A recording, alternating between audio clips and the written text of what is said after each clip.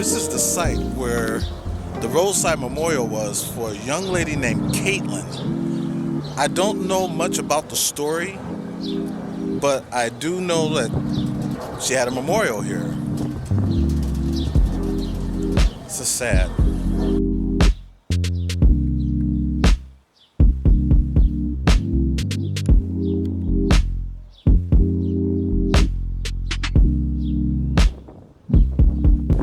I'm gonna do a small spirit box session just out of curiosity to see if maybe her energy could possibly still be here.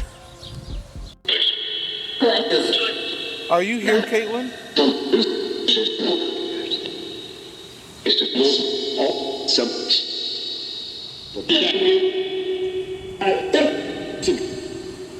You don't see? Yes?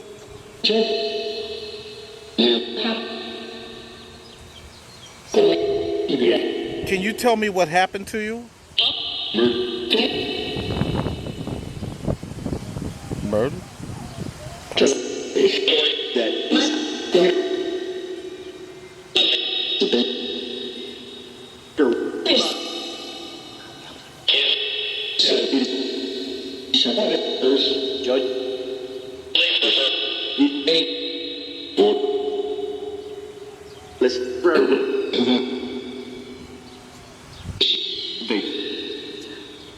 Are you still here? Always?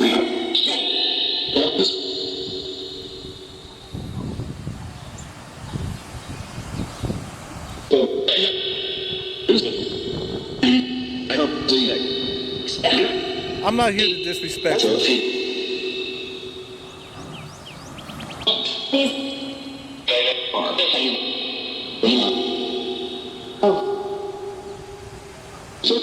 Is there a loved one that you want to give a message to?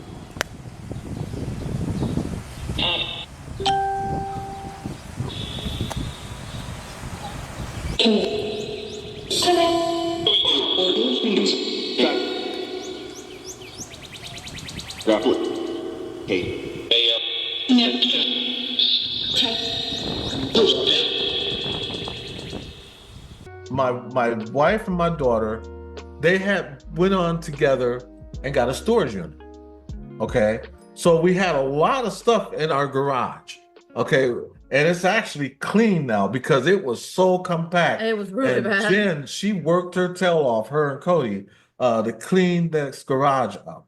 Okay, and so when they got the storage unit, they did not have to pay for it because there was items missing that was not on the picture that wasn't there in the storage unit. So the unit let Jen and Des have it for free.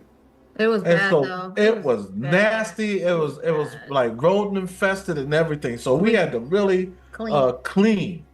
But we got a lot of the stuff at the house. I'm gonna do a video later on the stuff that they actually ended up getting, and some of it was really worth it.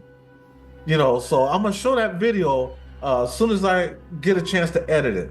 But this is what happened the other day after they got done cleaning everything. And I want to play this video and let you see this. Because this is really interesting. All that stuff has been like that for days. Keep an eye on this right here. And this is just really interesting. And this is why I wanted to bring up this subject. What makes a house haunted? And we went out and did this also, and I'm gonna tell you what we did as soon as you watch this, because I'm not saying that our house is haunted, but we never really had that many problems. We do have some haunted dolls, but they're on the positive side. You see that? Right. So you can't see it yet. It hasn't happened. I'm gonna play it back. It hasn't happened yet. You see that? On their end. No. It's on this one. Play it again. Oh, that's our garage. That's our garage. to our house. Ain't that crazy? One more time. That thing went flying. Yeah, that's our garage. We heard a banging last night, but we didn't know where it was coming from. And then this morning, Eddie looked over the video, went back on the video camera, because we noticed the best, crank down. We were like, how'd that get down? There's, it's our garage, and he played it back, and it went flying. We were like, what the heck? Right. What the heck? We went in there to debunk it, that maybe something was set wrong and it just, after a certain amount of time, it just finally collapsed, So we did everything to try to debunk that, and we could not debunk it, because the way it was sat steady. It's been like that for days. It was like that for days. If it was, I can get it if it was, like I just put it there and, but. Right, Big Ben. Stuff, like he said, stuff just don't fall like that. It doesn't. And that was sitting there for days like that. So it's like something moved it, and it put force into it because it just completely knocked it down. So I put it back up there, and then we tried everything. You can't stump on concrete. It's concrete. And so we were pushing the stuff behind it. I mean, it was just steady. We had got a lot of movies, and if you know us and you've seen the inside of our house, you know that we love movies. So we had got a lot of those. Here. My pants. Here. Mommy will fit these nights. And then we have the movies here along this wall. That was really nice. That's pretty. We also bought some movies from a friend of ours, which is down here and down there. Is this original Disney? We have movies inside of here. And this thing right here is all first aid. You name it, first aid wise, we got it. She has an orange one. That's nice. It'll fit. On to the next box. Thank you. That's hot. It's very hot. Yeah, I know, I have that effect on people. I don't understand how.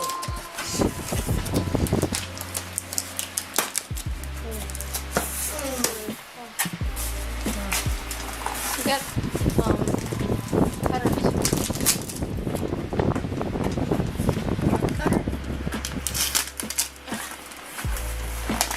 This side does not want to open. Oh, these are those There's more diamond dots.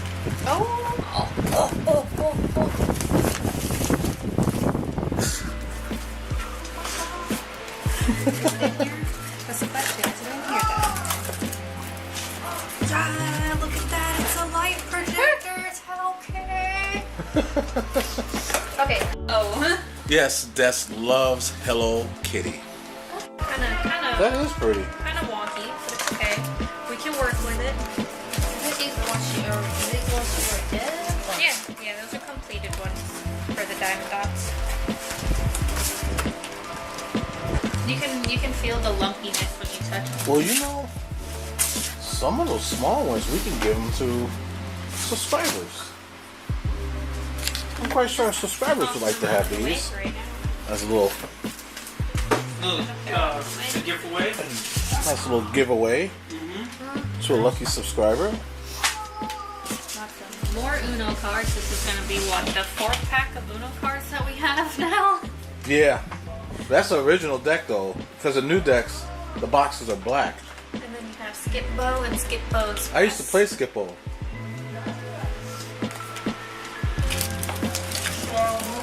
I just like the crank. You don't want to show. Well, there's a broken phone.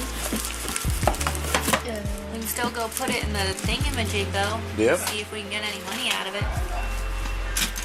Mommy, Huh? Yep. feel how heavy that is though. That's a big old phone. That is a big phone. That's as big as my Max that I had. It's T-Mobile. Big old phone. Marmaduke and Fame. More movies. Here you go, Mommy. Nail set with glue. Some of these glasses.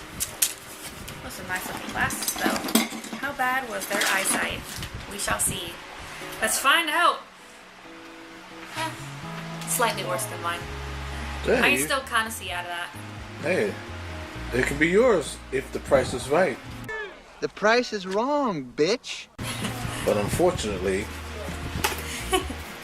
What's that? Oh, there's coloring pages. Giant coloring pages. Look, Halloween decoration. yep, there's Cody right behind you. You know Cody loves Halloween decorations. Halloween, Halloween and Christmas. Green. That's nice. That's really nice. Oh, look, a backup camera. That's a backup camera. Is it in there?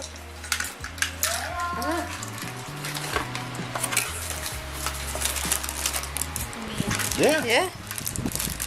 Places to put things. it's in there. On to the thing that piques my interest. That list has a hole in it. What do you mean? Marble. Now, a lot of the money that you have donated to us basically went to this nice little event that we held for all these guys here in the Special Olympics.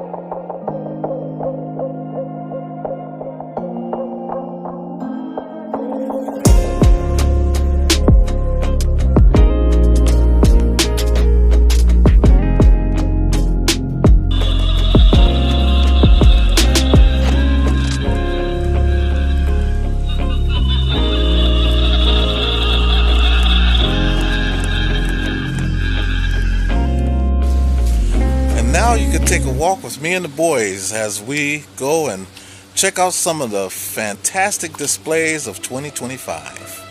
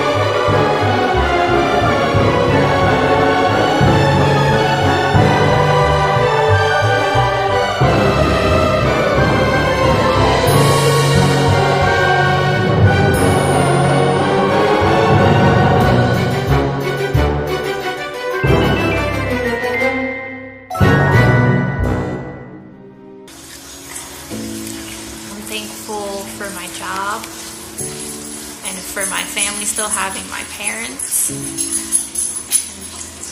being able to do what I want on a daily basis. Hi guys, Coley the Vlog Adventures here. Today, I'm doing What Are You Thankful For? So, what I'm thankful for is I'm thankful for my mom, my dad, my brothers, my sister, my grandma, and my friends and family. I'm also thankful to wake up each morning. And I'm also thankful to having a roof over my head, a place to sleep, and clothes on my back. So I hope you enjoyed this video, and I want to wish everybody a happy Thanksgiving, and to the next vlog, stay blessed. I'm thankful for friends, and I'm thankful for my family, and I'm thankful for mom and dad, and I'm thankful for my food, and I'm thankful for Des and Grandma. How about you, Manny? What are you thankful for? Manny, what are you thankful for? Food? Yeah. Is that it? Yeah. How about VeggieTales? And you thankful for your friends? Amen. Amen. And family. Yay. Hey everybody, just letting everybody know, happy Thanksgiving. Putting a little video, 1 minute, Eddie said 1 minute, so let's see. What I'm thankful for, my family, my friends out there. That's what it's all about, you know, family and friends. I hope everybody gets to spend Thanksgiving with their family. I know we are. Big Thanksgiving this year for us. So, but almost 1 minute, 30 seconds. You want to say something? Yeah, I don't get to work tomorrow. He doesn't get to work tomorrow. He's sad about that. Anyway, you guys have a happy Thanksgiving, and everybody out there, be safe. Don't drink too much. Don't drive. Be safe, be safe, be safe. Try not to eat too much either. We love you all. Talk to you later. Bye. Happy Thanksgiving, everyone. Thank you for having me on here. And I was just going to say what I'm thankful for this year. For one, I'm thankful that God has blessed me with an incredible family this year, and thankful for having a roof over my head. Thankful for all the support I've gotten throughout the years, and I am definitely thankful for my cats. But other than that, I just yeah, so I hope everyone has an incredible Thanksgiving, and hopefully I'll get back out there. As you guys can see, I don't know if you can see, but it's snowed and the weather's been a lot crazy, so yeah, it's been tough to get out and film this fall. But anyways, guys, thank you so much, and have a great and wonderful Thanksgiving. God bless. Hello, and happy Thanksgiving. I am Tiffany, and I was asked by Eddie and Jen to send in a video explaining one thing that I'm thankful for today.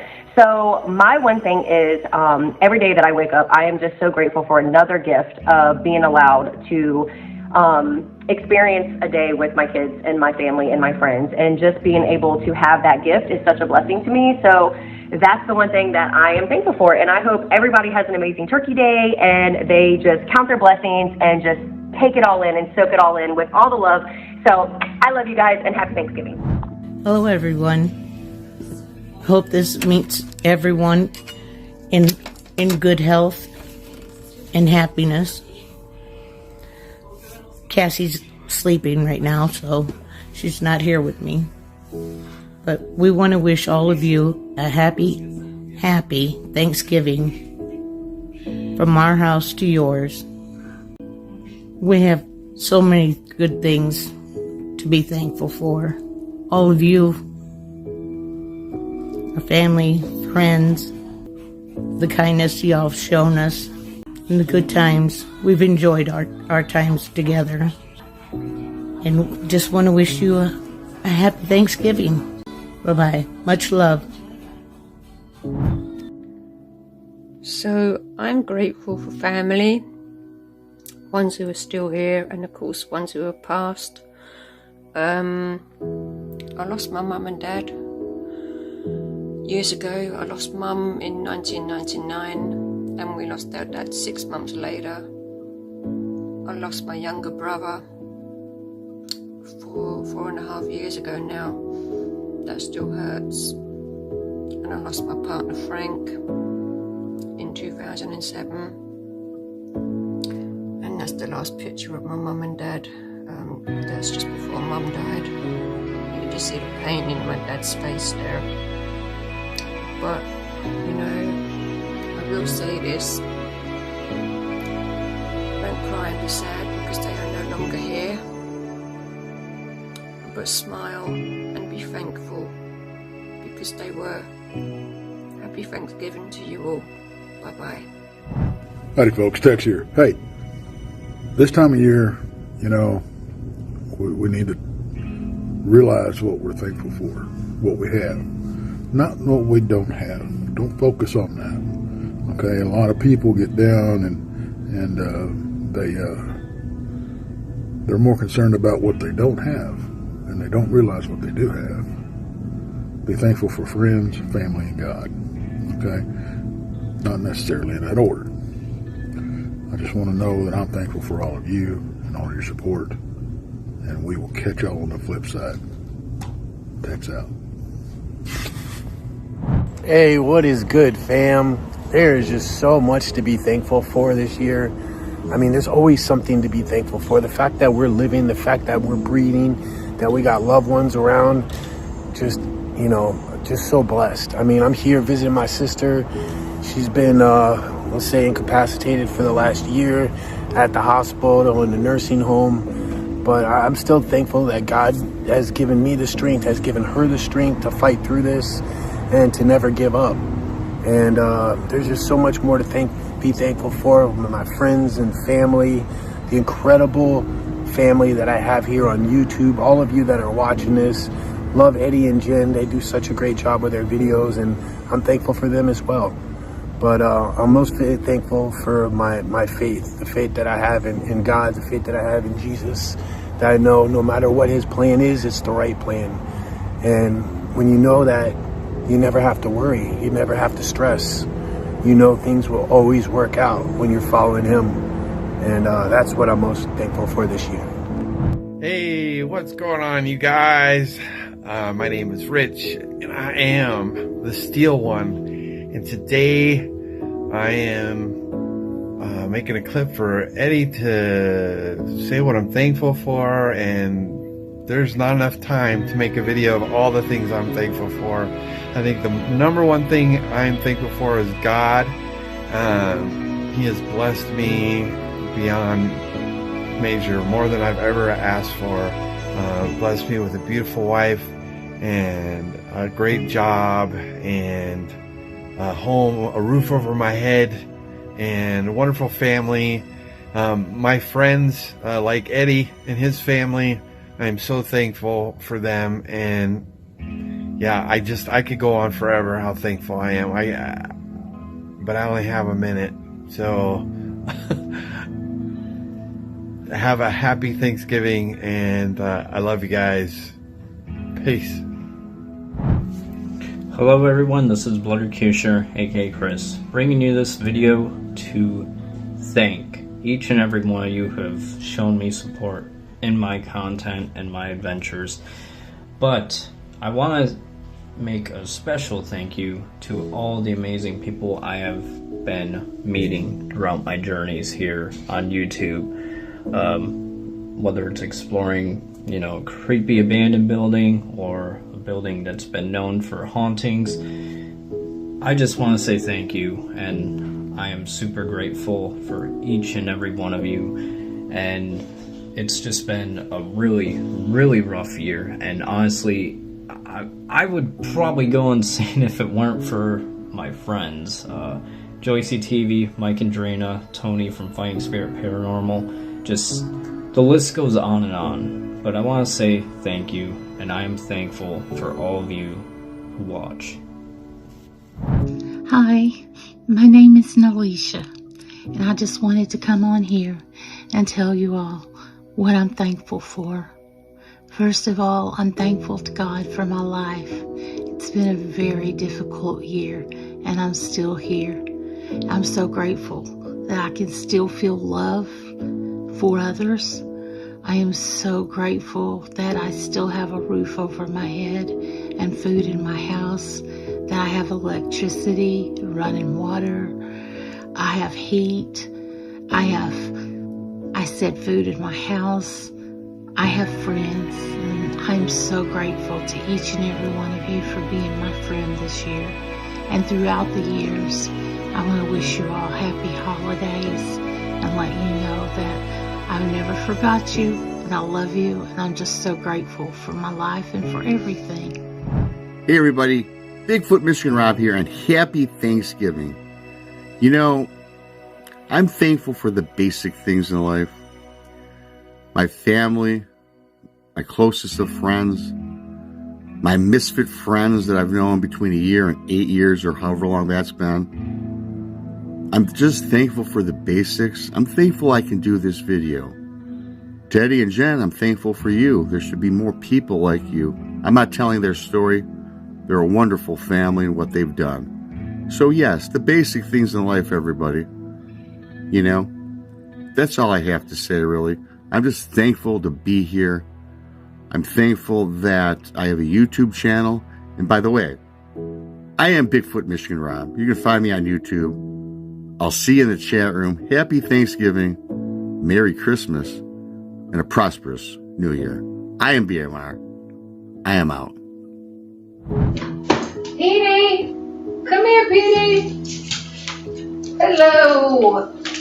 Eddie and Jen! Happy Thanksgiving, everyone! And what I'm grateful for this year, I am grateful for my faith. I'm grateful I have a roof over my head. Grateful for my family. Grateful for my YouTube family. And I'm grateful for my pets. This is Petey. He is my 2-year-old Yorkie Terrier. And that is my gigantic extra large kitty. His name is Moby. I'm not going to carry him because he weighs a lot. But everyone have a great Thanksgiving. Peace. Well. Guys, I'm Amber Byers, aka Marie. Pronouns are she, her, hers. Doing this for my friends Eddie and Jen. So, what am I grateful for? I'm grateful I'm still alive. I've been severely cyberbullied and stuff for the past 2 years, and I almost took my life 12 different times. So I am very, very, very grateful to be alive. I'm grateful that I still have people in my corner that love and care about me. I'm grateful that I'm still here. I wish I could make a longer video, but I'm seriously just grateful to still be here. Hey, this is Ghost Dog. I was asked what to be. I'm thankful for my friends and my friends that I call family. Without them, honestly, I probably still wouldn't be here. Love you all. I am thankful for life, for just being here and been through a lot this year. Besides my lovely woman here and my kids and my family, I'm just thankful for life. Me too, guys. I am very thankful every day that we wake up. It's a blessing. Thankful that we have a roof over our head. Thankful for life. Thankful for our family, for Mike, for our wonderful friends, and just thankful to be able to take another breath and be here and be a blessing to somebody else. And yeah, so it's always a great day when you can get up the next day and do something. It doesn't have to be the greatest, but just to have that capability, just to even open up your eyes, that is a blessing. and I am very thankful for it. So, yes, very thankful. Also for our friends that we have grown to know, you know, through YouTube as well. Just thankful for life, because I feel all that's a part of life. yeah. So that's what we're thankful for. So thank you guys. Thank you, Eddie and Jen, and the kids, and everybody. Like I say, we've made so many friends over the years with YouTube and so many different states. It's crazy. Like, we never thought that we would reach so many people, and so many people would reach out to us, and just everybody's been great, wonderful. Way, like, it kind of exceeded my expectations of the people that we would get to know. So that's another thing I'm grateful for. Yeah, also, you know, as we sit here and think about it, for the love that, you know, people that don't really know us, but the love and attention that they show us and give us, you know. Support, People that you never even seen, you know, physically a day in your life, that show you so much love and so much support. And I'm thankful. Thank you guys. Thank you so much. Hope y'all have a beautiful and wonderful and blessed Thanksgiving. Y'all eat up. Don't get your bellies too full, man. Yeah, don't end up like get me. Too full with the bellies. So you end up like me, you might end up sexy. So Whatever. don't do that. But all right, guys, we love y'all. All right, peace. Love you guys.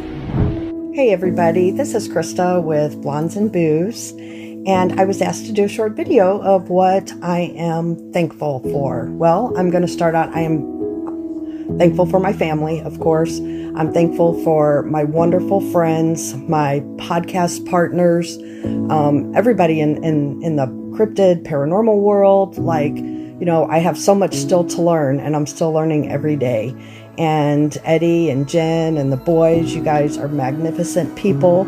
I truly wish all of you a very happy Thanksgiving. And as far as being blessed, I am blessed beyond.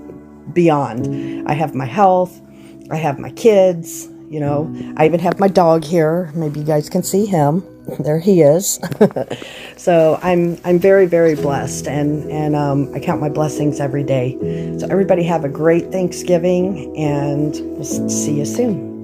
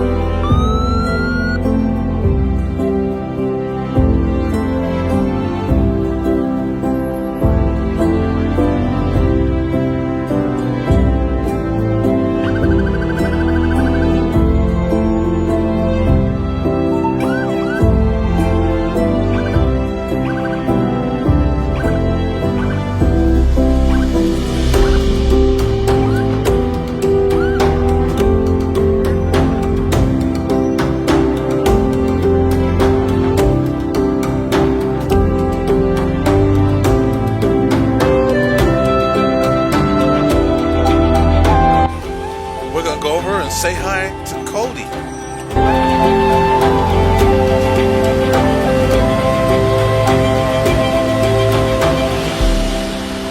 Hey, Cody.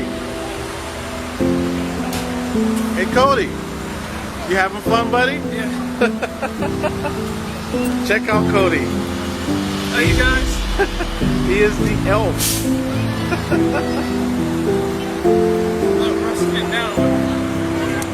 You having fun though, aren't you? Yeah. Isn't it glad to do this again?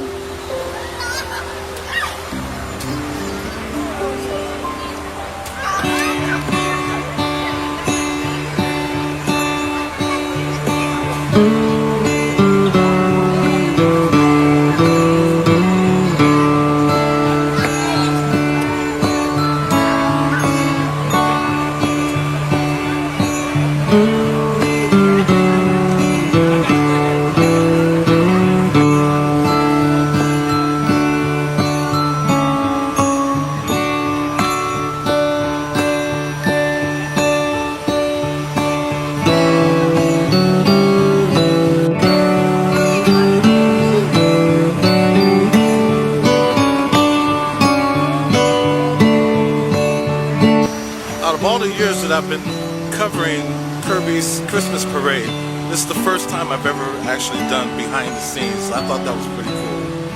Did you? You like that, Tony? Yeah, I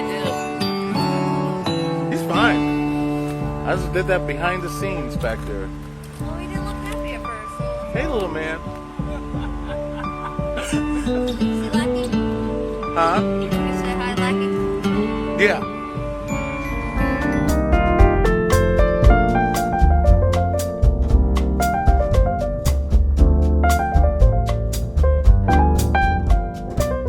I have got this one question for you. Actually, it's how is your sister and how is your family doing personally? I appreciate you asking. She's she's fighting, it's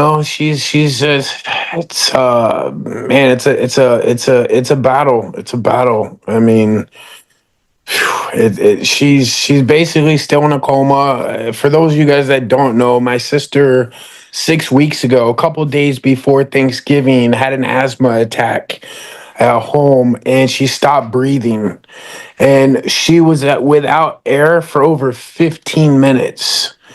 And they were able to bring her back to life. Now, her heart never stopped, but it was beating only 1 or 2 beats per minute. And they couldn't use the paddles. So they had to give her 11 shots of epinephrine to get her back. So it's kind of a miracle that she's even back. Obviously, that amount of lack of oxygen, can cause a lot of brain damage. And she does have brain damage. She's not brain dead, but the, amount of, what is the situation, it's so hard because even the doctors don't know. It's like, the doctors can fix almost everything in your body, but the brain is one thing that they can't. And believe it or not, like our our doctors, they know very little about the brain. You would think they know a lot more, but they don't. So it's all, opinion and guessing. And, we've had doctors that say they know she's going to wake up. And we've had doctors that say she has a 0% chance of surviving this. As a matter of fact, something really horrible was on Christmas Day. We had a doctor come into the room Christmas morning and ask us if we wanted to continue to let her fight or if we wanted to send her to hospice.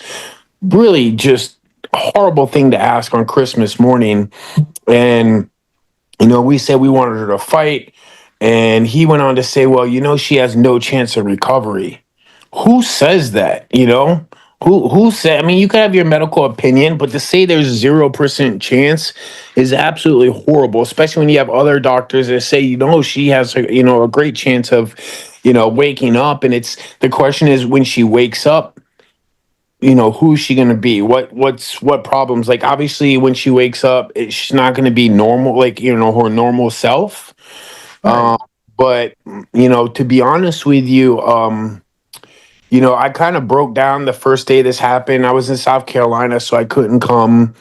And that night, I felt like God had spoken to me and told me to calm down, relax, take care of myself, get some rest, because there's gonna be a battle that I'm gonna be going through with her. And sure enough, man, those thoughts and those words have stuck with me, and it's absolutely true. And my faith has been so strong during this that it's a miracle that I've been able to just keep such a positive outlook on things with her through it. And 100% is because of God, giving me that faith. So as much as some doctors, will say this or that, and there are some other things that have happened in the hospital. Like I'll tell you, because I didn't really get too much into this on my channel, because legality stuff wise, because I have a feeling I'm going to be taking them to court at some point. And what happened was I arrived on day 3, which was considered basically on a Sunday. This happened. I arrived Tuesday morning. Now, that day that I arrived, she had not moved or done anything at all. Within 2 minutes of me getting there, she started moving. She started moving her arms. She started moving her legs. She even opened her eyes for the first time. And it was absolutely incredible to see that. And she was making such great progress throughout that first day. And as a matter of fact, I remember one point where, like, the first time she opened her eyes, you just saw white. Then she opened her eyes later on, and she actually focused her eyes and looked directly at me while I was talking to her. When I went to leave that night, I kissed her on the forehead and said, goodbye, I'll be back tomorrow. And she shook her head no, like this. So she heard me. Right. It was great news for me. Now, this is where things took a turn for the dark. And man, I'm so glad that I've documented everything. I probably have over 15 hours of video that I filmed through this, and notes, and just so much documentation. And it wasn't so much to make a video, it was more for just my family. But then as time went on and things were like, there were some things that just weren't right. And that night we were getting ready to leave. We had a great day. My first day, I arrived, she started moving. We were so optimistic and happy. And I had this weird feeling, and I didn't want to leave because I visiting hours over at 8:00, and it was like 7:30. We were going to leave a little bit early, but I was like, I didn't want to leave. And I'm glad I didn't, because the nurse came in and she was like, not the nurse, the respiratory person came in, and she was like, I need to change out the hose or something for the ventilator she was on. And all of a sudden she was like, oh no. I'm like, oh no. And she was like, I think there's a hole in the hose. And I'm like, oh great. Well, all of a sudden the alarm started going off. All her numbers started crashing. 3 or 4 nurses come in and they're trying to figure it out, and they're like, page the respiratory doctor. So the respiratory doctor comes in a couple minutes later, and literally within 30 seconds of him being there, got it to work. And immediately her numbers went straight back to being normal, which was great, like immediately. So I'm like, I really felt like we dodged a bullet there.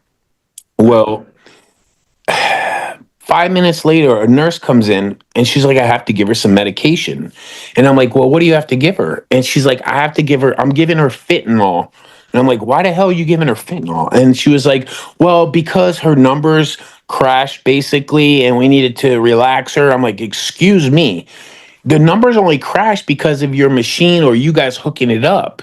It wasn't because it just, she needed it medically. There was a reason for it. So why are you giving this to her? Especially when I had talked to the doctor that morning and they had kept her on some type of medication that kept her drowsy. And I wanted to make sure that, they didn't. So they took her off that. So I thought it was really strange. I was like, I don't want her having this. So I had the doctor come over. I told her to get the doctor. And the doctor totally agreed with me. Said, yep, she doesn't need it. No problem. So I'm like, dang, good thing. But still, I was like, damn, glad thing I was there. So this is where things get crazy. The next morning, I come in at 8:30 in the morning. I come into her alarms going off and nobody in her room. It said her blood pressure was 199 over 97, which literally could give you a stroke. I mean, if there's one thing, a patient that's in the hospital for a brain trauma, you don't want to give them more brain trauma. So I was like, where's the nurse? And the nurse was like, I'm right over here. I'm getting ready to give her the medication. And I'm like, this is absolutely ridiculous. I went to the hospital administrator because I was mad. I'm like, why is this happening? Why did they let it get so high before they gave her medication? And she said she'd look into it. Well, I went and talked to the nurse. I'm like, why did you do that? Why did you not give it to her sooner? And she's like, well, it's because the neurologist wanted to see how she reacted to high pressure. That makes no sense whatsoever, because you know what's crazy? Right from that point, she didn't move for the next 5 days. She had not moved the first 3 days. And then I come in and man, she was moving, opening her eyes, looking at me, responding to back to the way she was, just completely comatose, not moving or anything. And I truly believe it was because of them letting the blood pressure get that high. And I had talked to them. They were like, oh, it was only that high for just a little bit. Well, then I was like, you know what? Something's not right here. Something is strange. So I said I wanted to get the numbers. Like, I'd asked the nurse. I said, well, what was it when you came in? She's like, well, when I came in at 7:00, it was 173 over something. So we were monitoring it. Well, I wanted to get the numbers. Like, I wanted proof of what, how long. Was it only for 5 minutes or was it for a longer period of time? And they're supposed to, they have this portal app that allows you to see all their numbers in real time, but ours wasn't working. All the nurses, all the doctors says, yeah, go on there. It works. It works for everybody. Other patients it worked for, but it didn't work for us. So I went and talked to them. They said, oh, well, we'll do this, and that. We'll get it to you. Didn't work. The next day, I'm like, listen, I need to see this. I really need to know what happened that day. And they're like, oh, it's fine. They blew us off. Then I'm like, listen, I want a copy of it. And they're like, okay, sure. And then they didn't give it to us. Literally, I fought for 7 days. Literally 7 days I had to fight these people at the hospital because they did everything they possibly could to not give us the information that I was requesting. Finally, after I threatened to go to an attorney, actually, I talked to an attorney after I threatened to go to, sue them, basically, we finally got it. But they didn't really give it to us because I had requested what her blood pressure was every minute by minute from 7:00 to 9:00. And what they gave us was a reading at 7:00, at 7:30, 8:00, and 8:30. And what shows is at 7:00, the nurse was right. It was 173. At 8:00, it was 183 over something. And the next thing it showed, it didn't show 8:30, it showed 9:00, which showed like 170 something. Well, that's because at 8:30, when I came in and I saw that basically we actually saw go over 200. It was like 2 over like 100 at one point. But they gave her the medication and it went down. Well, their paperwork kind of covers up the fact that from 8:00 to 8:30, it was 183 to 200. And they tried to justify it. They lied to us. And to me, I know that she was doing great the day before. And that day, she was like, she regressed so much. And it boggles my mind that they would let that happen. And I feel like this neurologist was playing guinea pig with my sister, and it really caused her to regress. So since then, I've been battling them and just watching them, making sure they're doing the right thing, because The neurology team has continuously tried to tell us she has no chance. If you care about her, you'll send her to hospice to let her die. And even though the ICU doctors don't feel that way, and neurologists even told me that when they did the MRIs, that the radiologist does not agree with them. And they did an MRI the second day she was there. They did an MRI a week later, which they showed us. And it's funny because they were like, see these black specks? These are all damage to the brain. These are all spots that are damaged. And they're basically telling us, well, because I'm thinking, you know what? If them letting her blood pressure get that high probably caused more damage. And they're telling us, nope, it's not. Here's the MRIs. But I'm looking at the MRIs that they're showing us, and you can see black spots that were not in the first MRI, which basically proves that she got more damage from that incident. And man, ever since then, I've been going to the hospital for 8 hours to 10 hours a day. Basically, I missed 2 days in the last 6 weeks that I've been here, 2 or 3 days. So it's definitely been a struggle, but also I feel like this is going to be a blessing because it's really opened my eyes to just how crazy our healthcare system is and how evil people can be.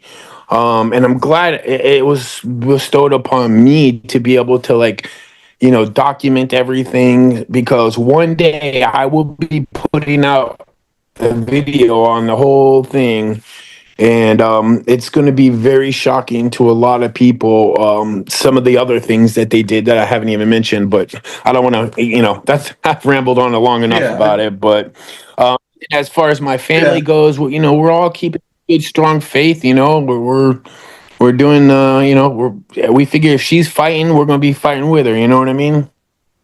Right.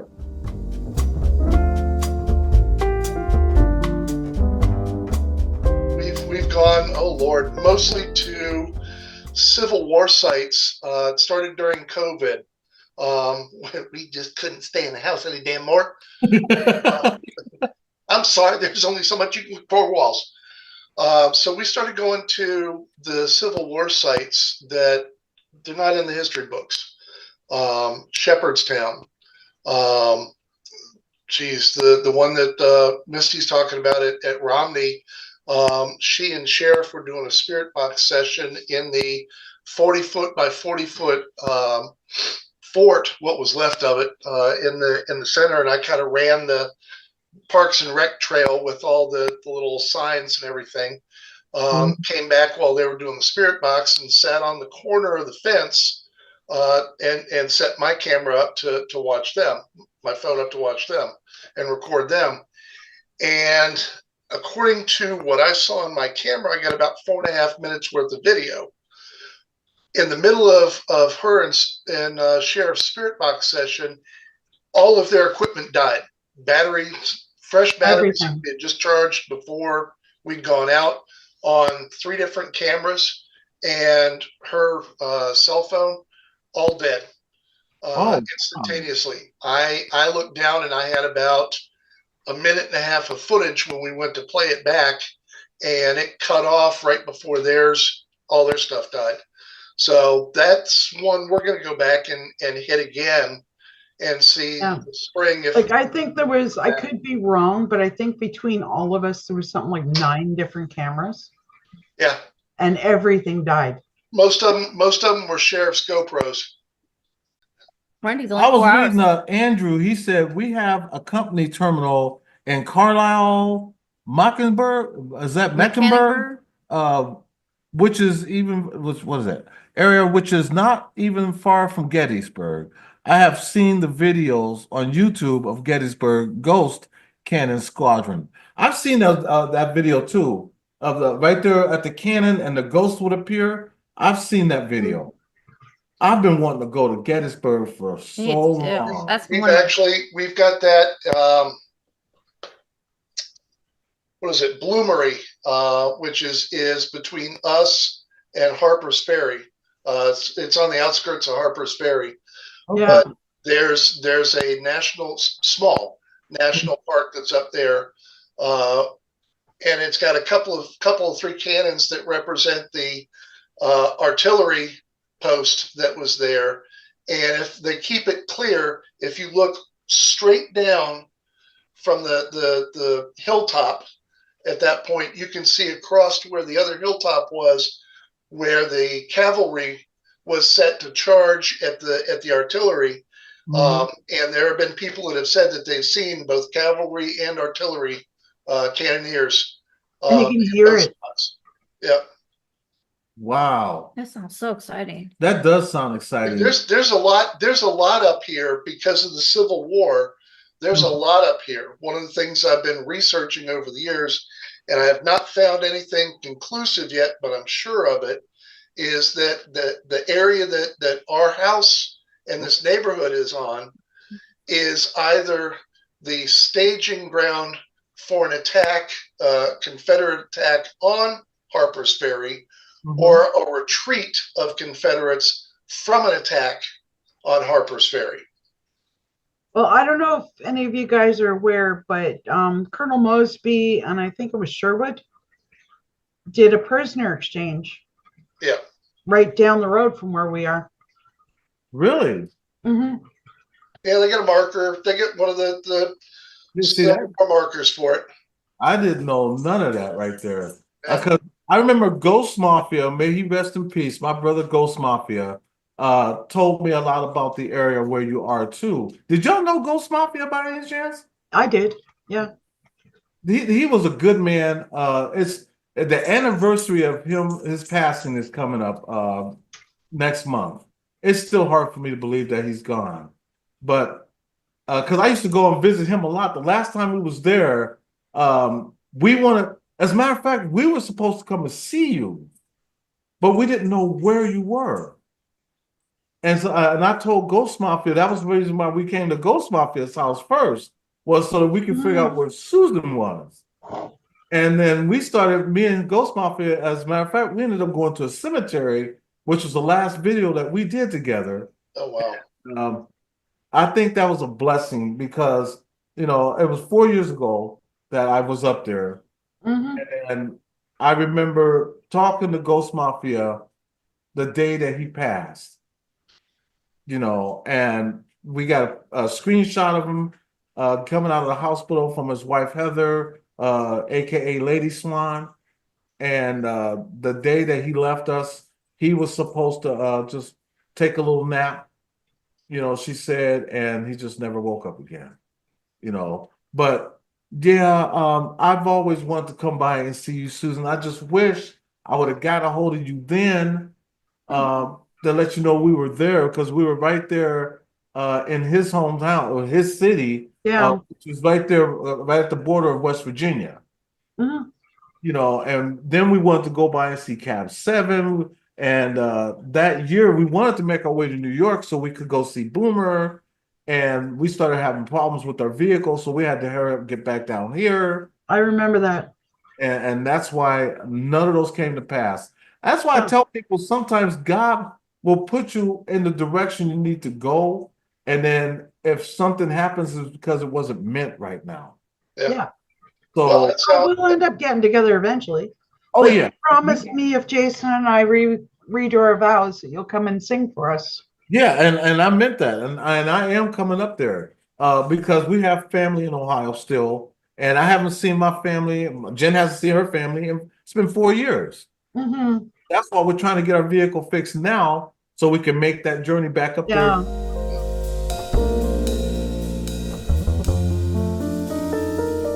August the 7th of 24, I delivered court documents for a company out of Washington, and I was doing what they call subcontracting, and a judge would send out paperwork, that he wanted served, and you have to get right on it because judges sometimes want you to be in a hurry. He wants to hurry up and get those court documents on his docket. So anyways, I had went to try to deliver court documents to this address 3 days prior.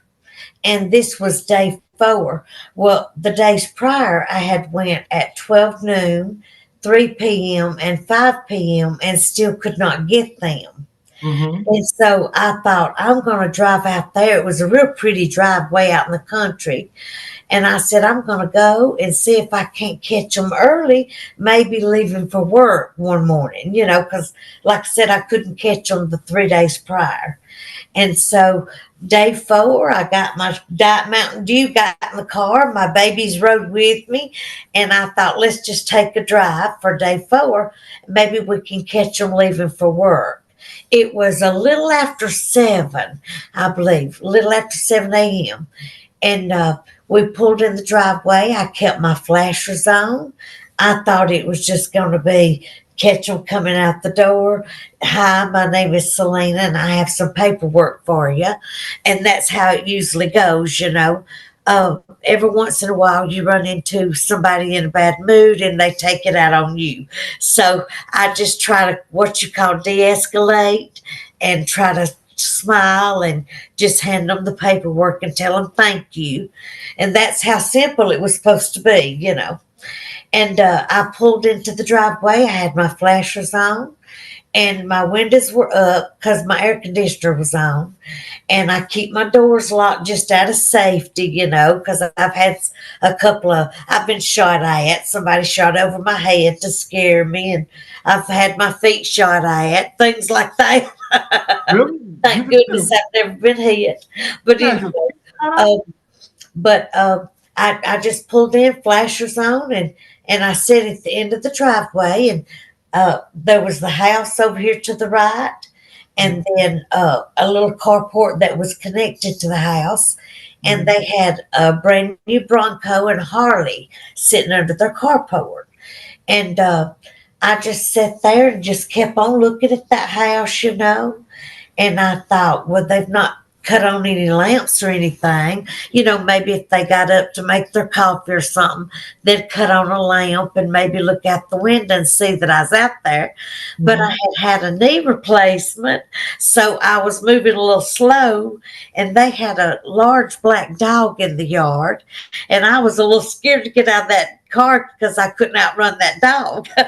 So I thought, Lord, maybe I just ought to sit here till I see a human come out the door, you know, and then step out maybe to tell them who I am. And I had some court documents for them. And anyways, I kept looking, and there was no movement, no lamps coming on or anything. And I just looked out in front of me, and I thought, this is a beautiful place out here, you know, beautiful vehicles and a Harley and some beautiful green grass, you know, it was way out in the country, surrounded by nothing but forest. And I thought, Lord, it's just so pretty out here. I'd love to have something like this, you know. Right. And I would just glance back up to that house, you know, to the right, and still didn't see any movement. So I pulled a little closer. I pulled on up right behind their carport, right behind their car. And I still had my flashers on. And I just kept looking up to see if they'd walk out or cut on any lamps. And I didn't see any movement. So anyways, I have my phone up on my window on a little holder. You know, those little rubber things that sticks in your windshield. And it holds your phone.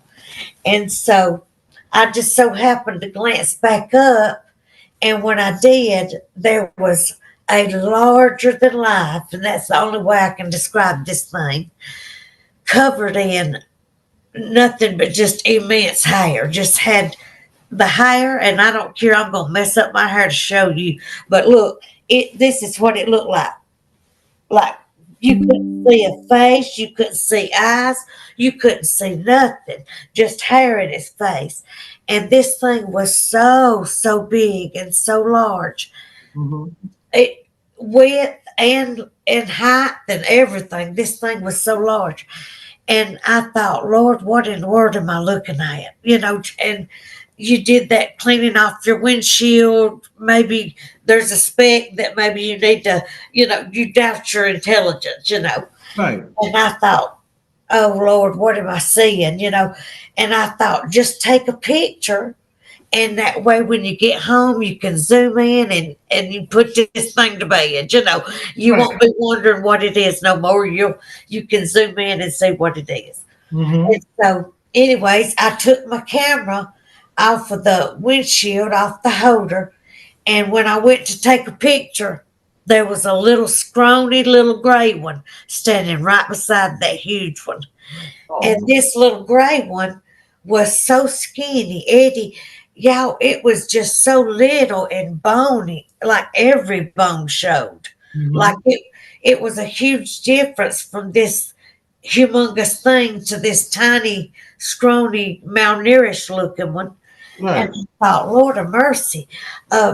So, like I said, I took a picture, and I thought, if these things are in front of me, what if something's behind me and I just can't see it? So I just started doing this. I started at the left shoulder, and I went click, click, click, click, click, and I clicked all the way left shoulder to the right, you know, taking pictures. And anyways, I didn't have time to look at them because, like I said, if you've ever seen somebody come out the door with a shotgun, you still want to keep your eyes on that house, you know. So, like I said, I was trying to pay attention to this, but still watch that house. And so I thought, Lord of mercy, I'll just check these pictures when I get home. And anyways, they just stood there. They wouldn't move. They didn't step towards me. They just stood there. And this little one, and I know how this is going to sound before I even say it. I say that every time. It had made a hat of some kind out of deer antlers. The little bitty one it had little deer antlers sitting placed upon its head as if it had made its own little hat. And I thought, Lord have mercy, I am literally seeing things, you know. I couldn't make sense of what I was looking at. I just could not make sense. And I'm trying to figure out what would I have done if I'd seen that. I don't know. I mean, you was like you had a front row show. Yes, and I was kindly doubting. I thought, well, Selena, maybe when you pulled in, maybe that was there all along, and it's a piece of cardboard, and maybe somebody just cut it out to look like it was a huge human. You know, maybe they painted it black. Maybe you just wasn't observant as you thought you would. You know, you start doubting yourself. You start doing that. And so, anyways, I just thought, Lord, nobody's coming out the house, but what in the world am I looking at? So, like I said, you could see every detail on that little one because it was so small and bony, and ribs were showing, and I mean everything. Cheekbones were showing, and like I said, it had that deer antler thing it had made for its head and placed upon its head, and this thing beside it was so large that it literally took my breath looking at it. I mean, it was so scary. Wow. And I thought, Lord of mercy. Well, anyways, I thought they're not coming out. Nobody's coming out. And so I'm not sitting here. I've got windows up, doors locked, air conditioner running because it was August the 7th. And I said, I am not sitting around here, but come time to leave, y'all, I lost my mind. I had to have been in shock because I lost my mind. Come time to put my car in reverse, I kept saying, you're going to break your gear shift. I was squeezing my gear shift so hard, I thought I'm fixing to break my gear shift. Now, that's how crazy that everything was happening, you know. Right. Anyways, so finally I got my car in reverse, and I was telling myself, hurry, Selena, hurry, back out of here, you know. But my body wasn't moving the way my mind was telling my body to move. I kept saying, hurry, get out of here. But I was putting it in slow motion like this, you know, and I was wanting to hurry, and I was scared, I guess, or in shock or something. And I was trying to put it in reverse, and I wasn't going fast at all. It was like I was watching myself moved too slow or something. Right. So, anyways, I finally got it in reverse.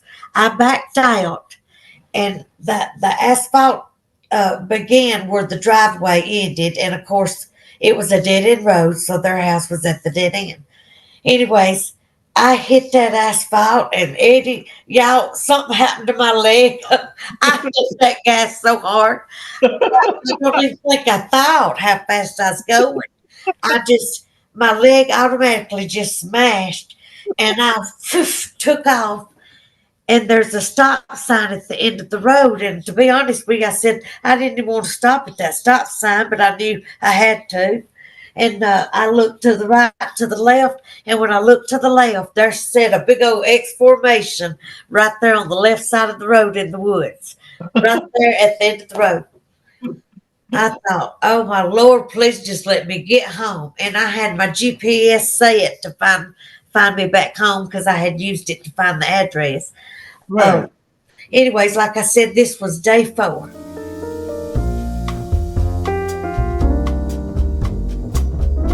Well, we're going to go back to when John first started. We're going to start off with the paranormal side of John. So, John, take us to your journey of how you got started in the paranormal. Before you put So, before going all the way back in 2013, I had a near-death experience. Got hit by a drunk driver back in 2013, and I almost died. And I started noticing like things over time, like things were different after that experience. Like I started noticing things like kind of like energy changes in like certain spots, and started like picking up on like people being there when they weren't. And I didn't really get too deep into those experiences except for like here and there until about 2016 when I created my channel and I started actually investigating the paranormal with a couple of my friends locally and stuff like that. And I started discovering a bunch of stuff that I'm like, wow, man, I wish I had known this the whole time, because like I had uh, connections with ghosts and spirits that I had been at those locations. Like I could pick up on certain things and say like, hey, something's about to happen before it did, like equipment going off. And I just had a lot of unique times. Started doing live investigations on YouTube, uh, and started traveling a lot back in like 2017, 2018, all the way to like 2022. And just kind of evolved from there. And I took it across the United States and got to see a lot of amazing places over that time. Wow. What made you get into the paranormal? Was it because of the accident or? Uh, that's a good question. I was kind of always just kind of drawn to it. Um, my biggest thing is I like to help people. So like once I got into the paranormal, I wanted to be able to help people who are dealing with not understanding what was going on with them. Like I started eventually getting into like residential investigations, and my goal has always been wanting to help people both who had passed and were still alive dealing with certain situations. And um, but yeah, so When you first got into paranormal, what was it like for you? I mean, I know it had to be kind of a rough start when you first started off. like for me, yeah, like, cause I was sensing things like, I guess, kind of like medium type stuff. Like I was kind of picking up on energies and stuff. I wasn't quite sure what was going on. I was really susceptible at that time to like attachments to certain energies. I I wasn't aware, and I ignored it for a while until like I just couldn't anymore. And that came from living in North Carolina, in one of probably the most haunted places in the United States, which is Wilmington, North Carolina. Like that place is just overrun with energy that's because of all the battles that have happened between the Revolutionary and Civil War. That place was like an energy overload. There's a couple other cities like that too, but that one, like visiting all the battlefields. Like I've always been super into history, and for me, you can't have one without the other. And like I would almost like get taken back in time on some of those trips. Um, and it was like this. It just left me like bewildered and confused sometimes because it was almost like at times like I would kind of pick up on things like I was back there then. And then it was like a deja vu coming back to reality kind of deal. Um, and I just started trying to learn more and more about it to like overcome the fear of what was going on. I dove into research, kind of how I do with like storms, like because when I was a little kid, thunderstorms used to scare the shit out of me. But now, Mm-hmm. like, uh, the more I got into it, the more I researched, and the more I got involved in forecasting and actually experiencing the raw power of Mother Nature. Same way with like the energy influxes and changes and all the stuff in the paranormal field. Like, I just fell in love with it over time. And just it gave me an outlet to go see more unique places and explore more history and get to meet new people and make films about it. And that's what I love to do and live stream my locations. So you get to experience what I'm experiencing in real time. Right. That's really what I loved about the paranormal was not only the fact that I got to interact with whatever was there and whatever history had happened there, and try to uncover some information that might have not been public or whatever, and have the spirits kind of tell their story through their eyes and what their experiences were, and yeah, it just made me at the time it made me love it. Um, Mm-hmm. Now I have kind of a different aspect of the paranormal because I've seen a lot of the bad side of the paranormal. I've seen how doing it too much can be extremely negative. And I think that's a lot of what I experienced towards the end there, was I was just too deep into it, being influenced by not only negative people, but being influenced by negative energy. And it was driving me to more and more insane places. With the good, you have the bad. So you just got to kind of follow the right path. And at the last couple of years of my paranormal, I was starting to just take it down a really not good route, and I was pushing myself too hard. Right. And it's not saying that I'm never gonna do it again because I still have experiences to this day. I just chose a little bit of a different outlet now. Right. Now, you left the paranormal, but like you said, it's only a temporary thing because you also wanted to focus on storm chasing. So Yeah. now you're going to go from the paranormal to storm chasing. Because they two actually connect They, in a lot. they actually connect. And what made you want to be a storm chaser? I mean, I've been obsessed with the weather since I was 8. It was part of like me being scared of thunderstorms growing up and me wanting to learn how to overcome that fear from a young age. Because, like, dude, I was like that scaredy kid at like 8 years old who was afraid of lightning and shit. Like a typical like kids that are kind of spooked out by thunderstorms. Right. But like my interest drew it from article I had read in 2007 when I was young, about a town in Kansas, specifically a town called Greensburg. In 2007, that town got hit by a 1.5 mile wide tornado that was wider than the town itself, and 97% of the buildings got wiped out. And I read for some reason that article made me want to help people. Like I've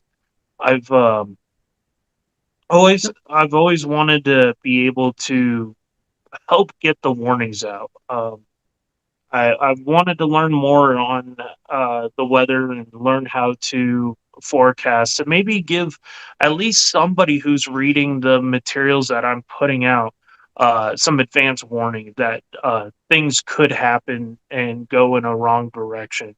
And that's been kind of my thing since 2022 now. I've just been uh, staging up my live streams. I built my car up for storm chasing specifically with all these cameras and all this advanced lighting and medical gear that I have in my car now.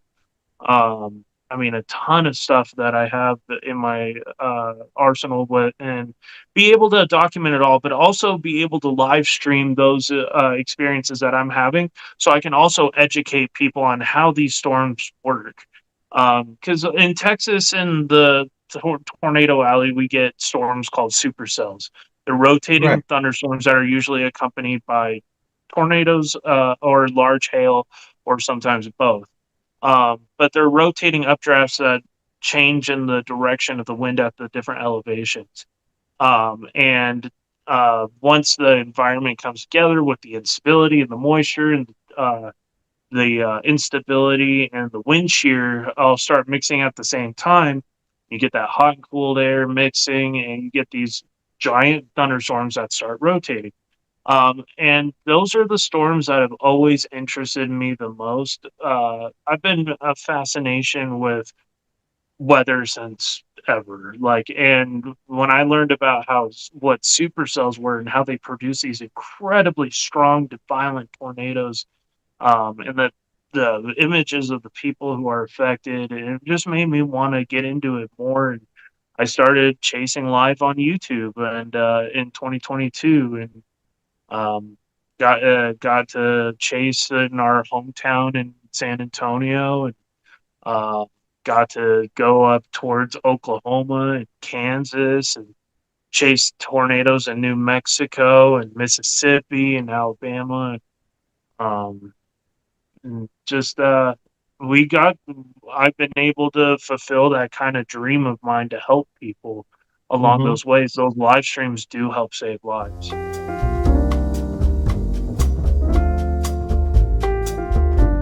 It was a beautiful day. There was no wind. The sky was brilliant blue.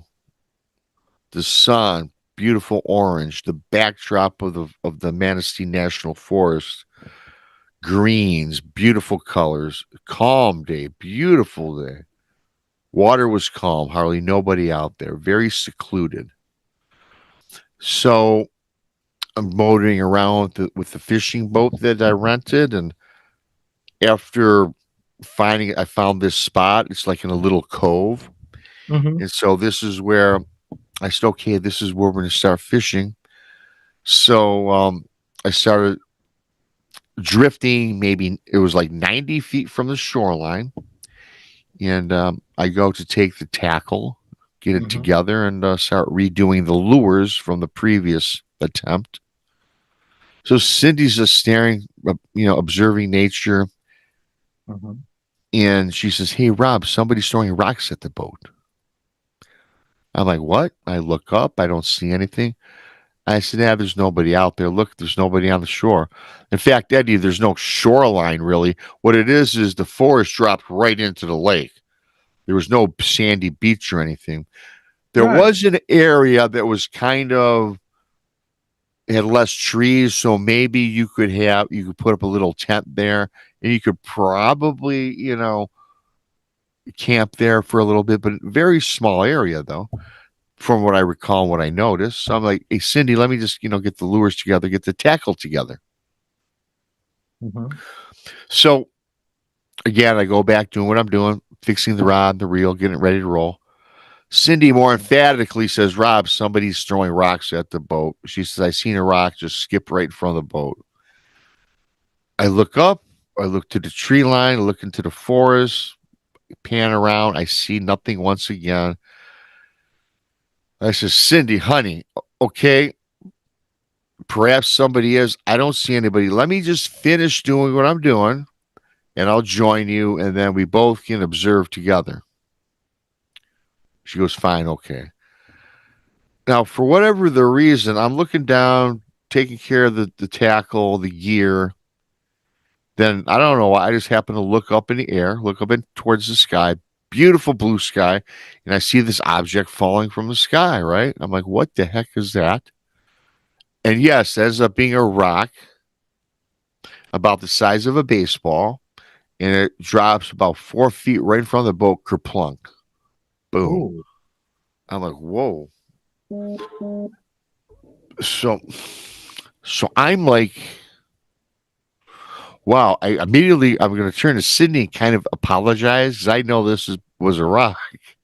Mm-hmm. And I look at Cindy, and she's standing on the boat. Remember, everybody, it's a skiff. It's like 8 inches, 10 inches at the most out of the water. It's not very big. For 2 people, it's fine. Really shouldn't be standing, really. Right. So now, as I always say, June 15th, middle of June in the summertime, and Cindy is a worshiper of the sun. She already had a ripping golden brown tan from head to toe. And I look at her body. From head to toe, she is white, like all the color was drained from her body. And she's asphyxiated looking at the shoreline. I'm thinking to myself, what is she looking at? So I look now to shore. Mm-hmm. So there's a break in the tree line, right? And standing there is this creature. It has to be about 9 feet tall, and it's covered loaded with beautiful reddish brown coat of hair from head to toe. I'm drifting a little closer to get a look at this thing, and it was big. It was like it had been 4 foot wide. It had this big head, and now the entire from head to toe is draped with this beautiful coating, reddish brown hair. But the chest was like gray, not a lot of hair on the chest, and this face.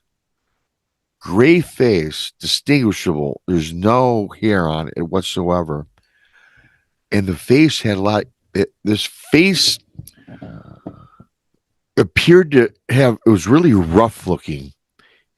A lot of like wrinkles or cracks in it. And what was odd about this, it looked like the face, there was something, it was distorted. You like know? My mother. Pardon me? No, I said like my mother-in-law. I'm just playing. Oh, okay. Hey, shout out to the mother-in-law. but really, seriously, and I used to say another word, then I said that's not politically correct. And for people, it looked like a child with Down syndrome, to be honest. But then people suggested it looked like maybe this person had a stroke because the one side of the face was kind of drooping. Oh, had like Dowsy syndrome, something like that. Yeah, yes. Mm-hmm. And the eyes were opaque, but they're off center. They weren't level like your eyes are. Right. They were, one was lower, drooping down, so the one side of the face kind of sagged. Mm-hmm. But the face, Eddie, it looked human, but like a really distorted human being. It really did. Did not look like an ape. Did not look like an animal. Looked like a human being. But boy, a very unfortunate looking person. Wow.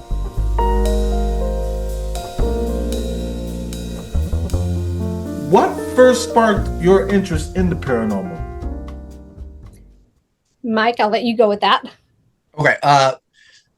Yeah. So, prostitutes. Hey, there we go. So ironically, it was, I want to tell you I had like some existential experience, but really it was a slow burn into opportunity. I'm a comedian by nature, and I was at a crossroads with life. I had the people I was doing, I had this comedy show on an internet TV radio station, and the owner had the audacity to just up and die. And And so obviously all the shows got canceled, everything was done, and I kind of didn't know what to do. I was kind of lost, and I had met Mary Lynn once before, and we had hit it off great, and I just happened to run into her again, and she mentions going to this. She says, "Hey, I've got this like convention coming up in Tombstone, South Dakota, which Tombstone, super haunted, right?" Yes. Well, I didn't know anything about the haunted part, With but Deadwood. I mean, not Tombstone, Deadwood, South Dakota. I'm sorry, they're basically the same place. Okay. Well, Tombstone is in Arizona, so not really. So So I'm like, you know what? Fine, I'm gonna go down there. I'm gonna see what's going on. So I just pack up my stuff, and I just drive on down to South Dakota, and I didn't know what to expect. I dressed as a Ghostbuster. I wore a fake mustache so nobody knew who I was because I'm so famous, and it was hilarious, and I had such an incredible time, and I was also dealing with the death of my father had just passed away very unexpectedly. My grandfather had passed away unexpectedly, so I'm dealing with these two deaths, and then here's this opportunity to kind of delve into this whole other realm, this whole other dimension of life, right? And it blew my mind. Especially the correlations with the positive energy side of everything. I thought maybe being a goofball would be would be not proactive. It would actually it would be a deterrent, but it turns out it's not. It's the exact opposite. Ghosts, things of that nature, they love it. They're attracted, they're intrigued.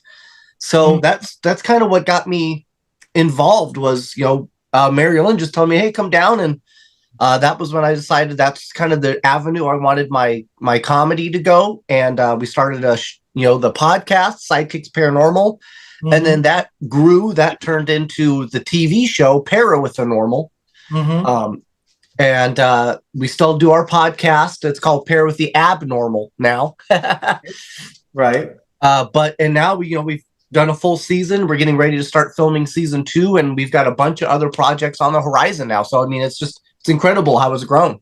Started, I was sitting outside petting a cat, and I was talking to the lady, and my mom came out, asked me who I was talking to. You was petting the cat, your mom's?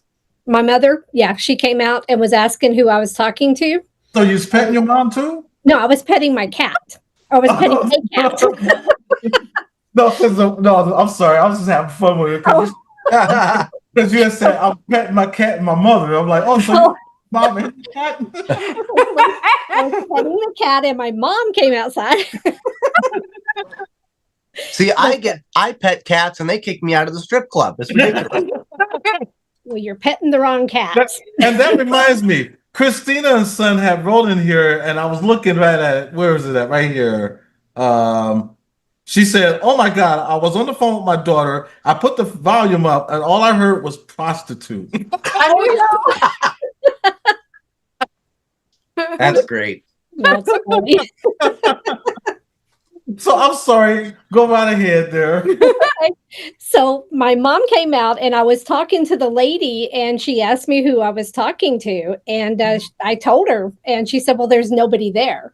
And she started asking me, what are you doing with your hands? And so I said, I'm petting the cat. She said, there's nothing there. So I was only 4. But she was asking me the questions, and so I described what the lady looked like and what she was wearing.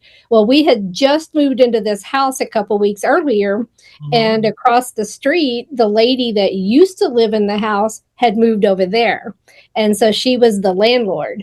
And so my mom went over and was talking to her and just kind of asked her about who lived here before, and so she told her. And then she happened to see the picture. They called me over and asked me if that was her. And I said, yes. Well, she had just passed away. That was why the mother had passed away, and the daughter had moved across the street, which where her mother owned that house. So they rented the little one out, and then the lady took the bigger one. So come to find out, it was her mother who was coming over to visit because her daughter was the same age as me. So now where the cat comes in, a week after the mom died, the cat had died. And that was in the cradle with the silver spoon, right? It was, yes. Right. The little boy blew on the man on the moon? So that was my first experience. And that's where it just kind of started from there. I kind of let it sit for a little bit. I didn't do anything with it. And then once I moved out to Las Vegas, really got into it. And that's where I also met, like Mike said, we met at the radio station and pretty much hit it off. And just became friends after that. We didn't talk for a little bit just because he got busy, I got busy. And then he reached out to me for something and I was like, oh, by the way, do you want to go? And that's where we kind of started back up and here we are. Both of y'all, tell me your most unforgettable paranormal experience. Honestly, these Oreos right now. That is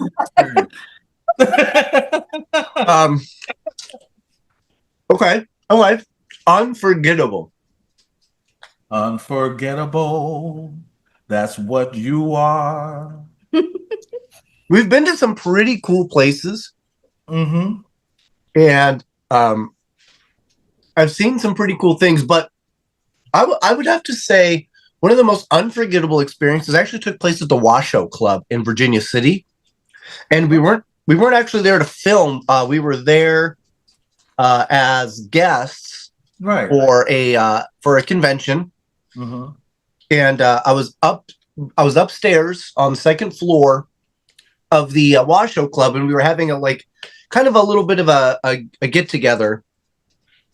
And I was staring down the hallway, and now there's no lights. There's virtually no power. There's no power in all of the Washoe Club. I don't know if you guys have been there or not, but no, it's amazing. The owner's name is Scott Burrell. He's just a phenomenal guy. So definitely check it out. Find it on Facebook, the Old Washoe Club.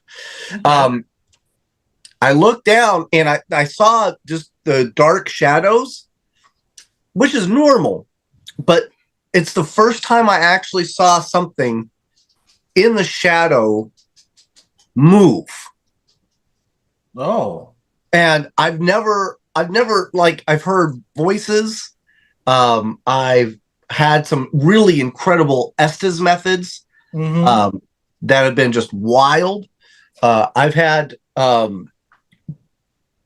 my zipper rip off of my pants, and this was at a brothel. Was it a succubus? I was trying to suck something. I've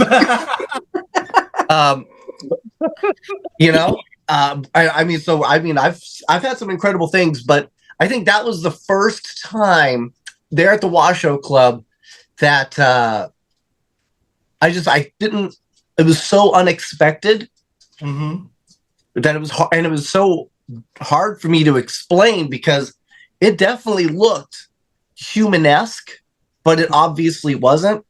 Right. And it was enough for me to go, I don't think I want to go down that way.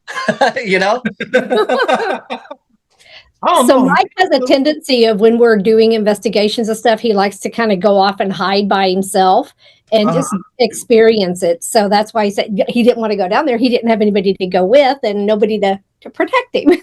Yeah. So a lot of times I like to go into these locations and I like to kind of take time by myself and kind of immerse, I guess, in the location. It's a weird, I guess you would call it what do they call it? Method acting in a way where you kind of try to understand and emulate what's happening in that environment. Right. I love to do that when I go to these places.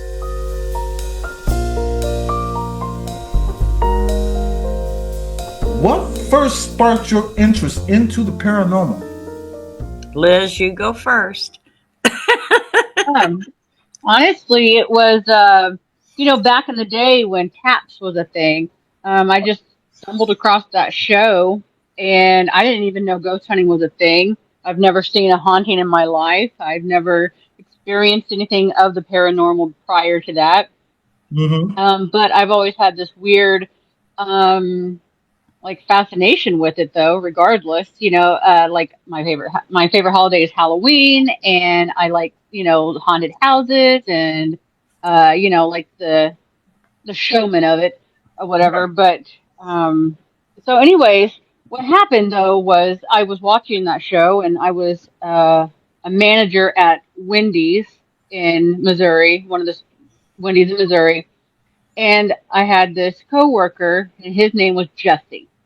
Jesse is the co-founder of Abyss Paranormal and Vicky's son. And one night he's leaving out the back door while I'm counting the cash out, and he says, "All right, I got to go do an investigation." And I was like, "What do you mean an investigation?" He was like, "A ghost hunting." And I was like, "Whoa, whoa, whoa!" I was like, "Come back in here, tell me about this," And that's how it all started. And that was like in what, 06 or 07, something like that. 07. It was 07. The group was founded in 2006. And Liz and Ruben came in right at a year later. Okay.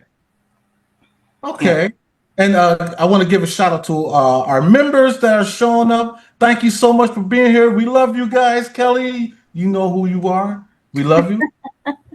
Can you tell us about your most unforgettable experience?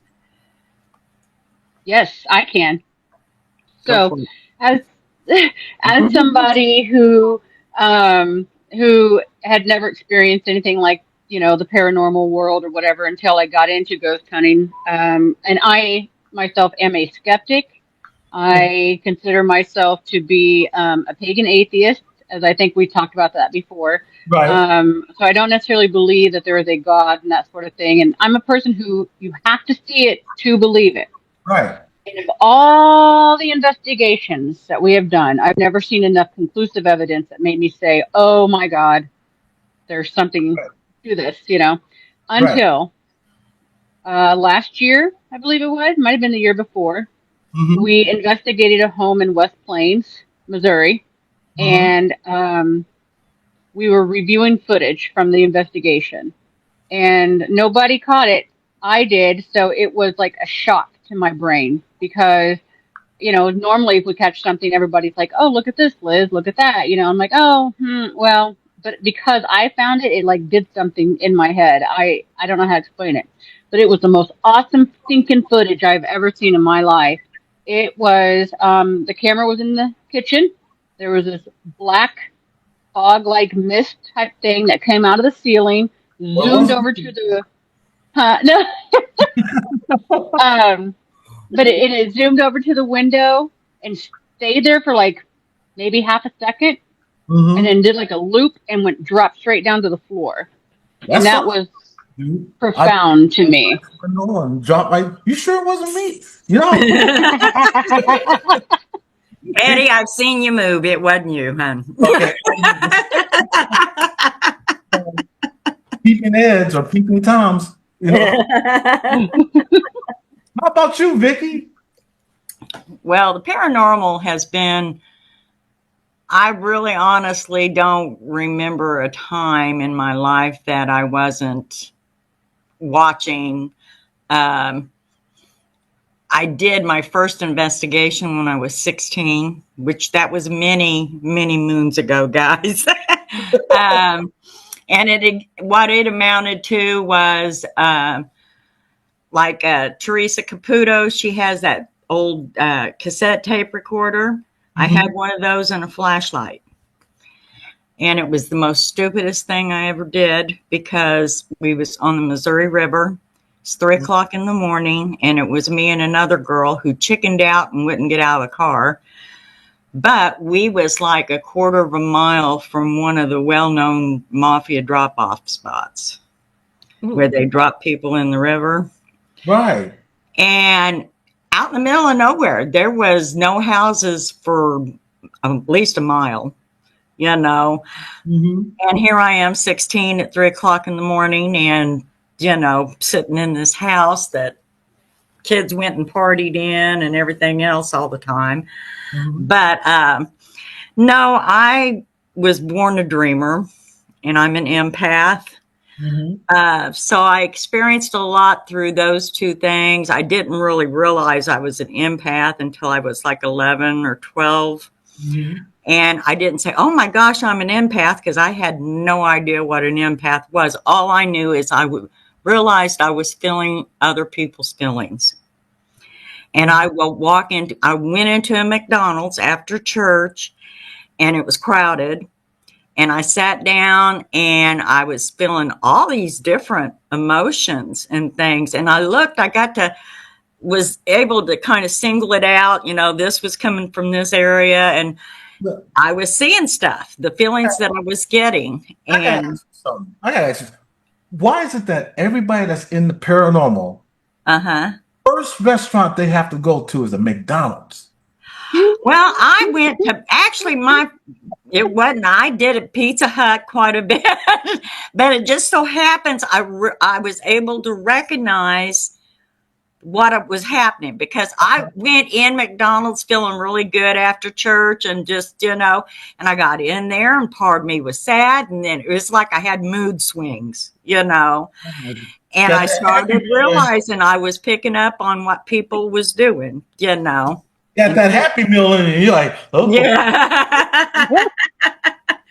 Yeah, well, when I really tied it in was I looked over, and there was real sad feeling coming from my left, and there was an elderly woman sitting at a table by herself, and she had a hamburger and fries and a drink, and she was just crying. And I went over and sat down and talked to her, and come to find out it was the anniversary, her and her husband's anniversary of their first date, and he had passed away. He had passed away like 2 or 3 nights before.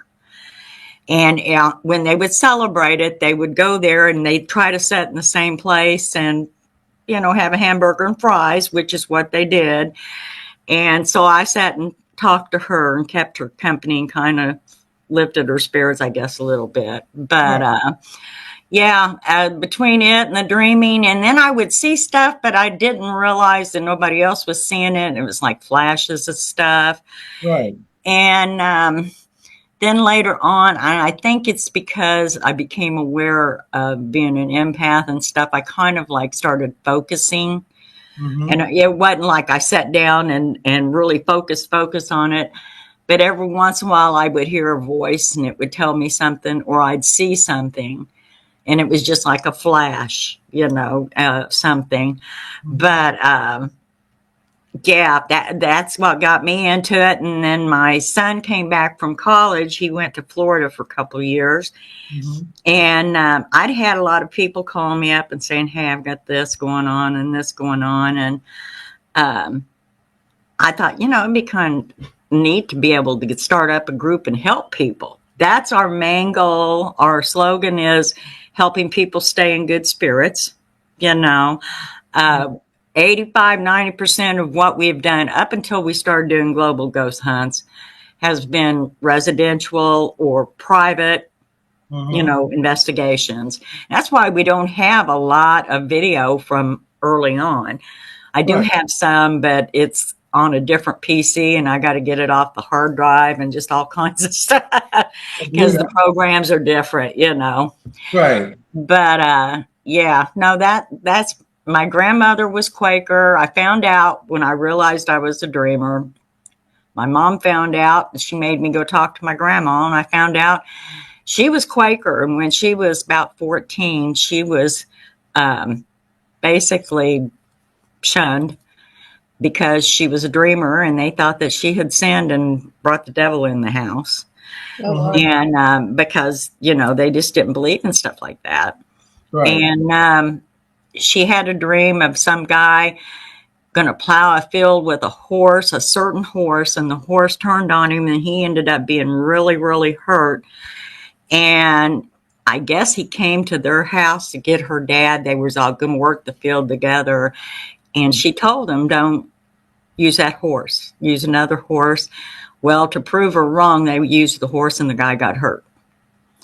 Wow. And when that happened, they was like, no, she's done something, that's not right. She shouldn't be able to do that. And they basically pushed her out. Now, down the road, her parents and stuff got back with her, but she was never real close to them and things.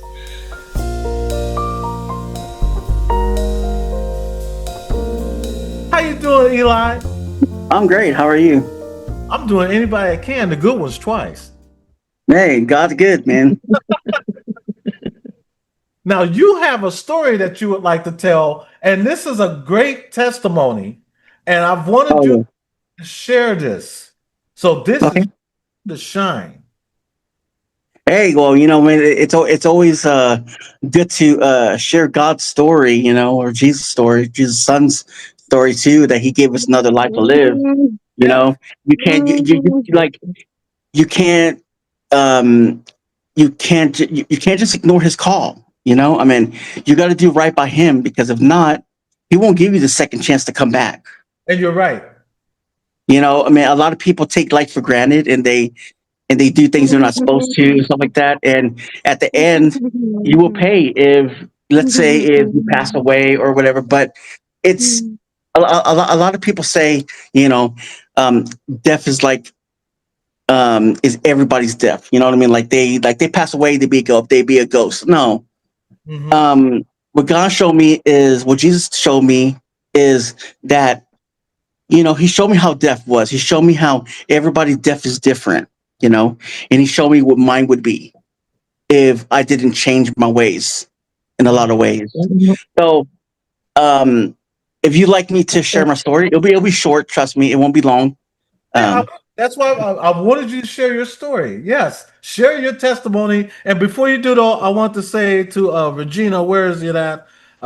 She said, I walked 1.3 miles today. That's a blessing. That is a blessing. I'm trying to start working more too. Nice. And Diane had said, Gina, that's so great. Yay. How did it feel? How did it feel? I feel with my hands. Me too. I feel with my heart. Yes. But no. I want you to tell your story. Well, I mean, where do you want me to start?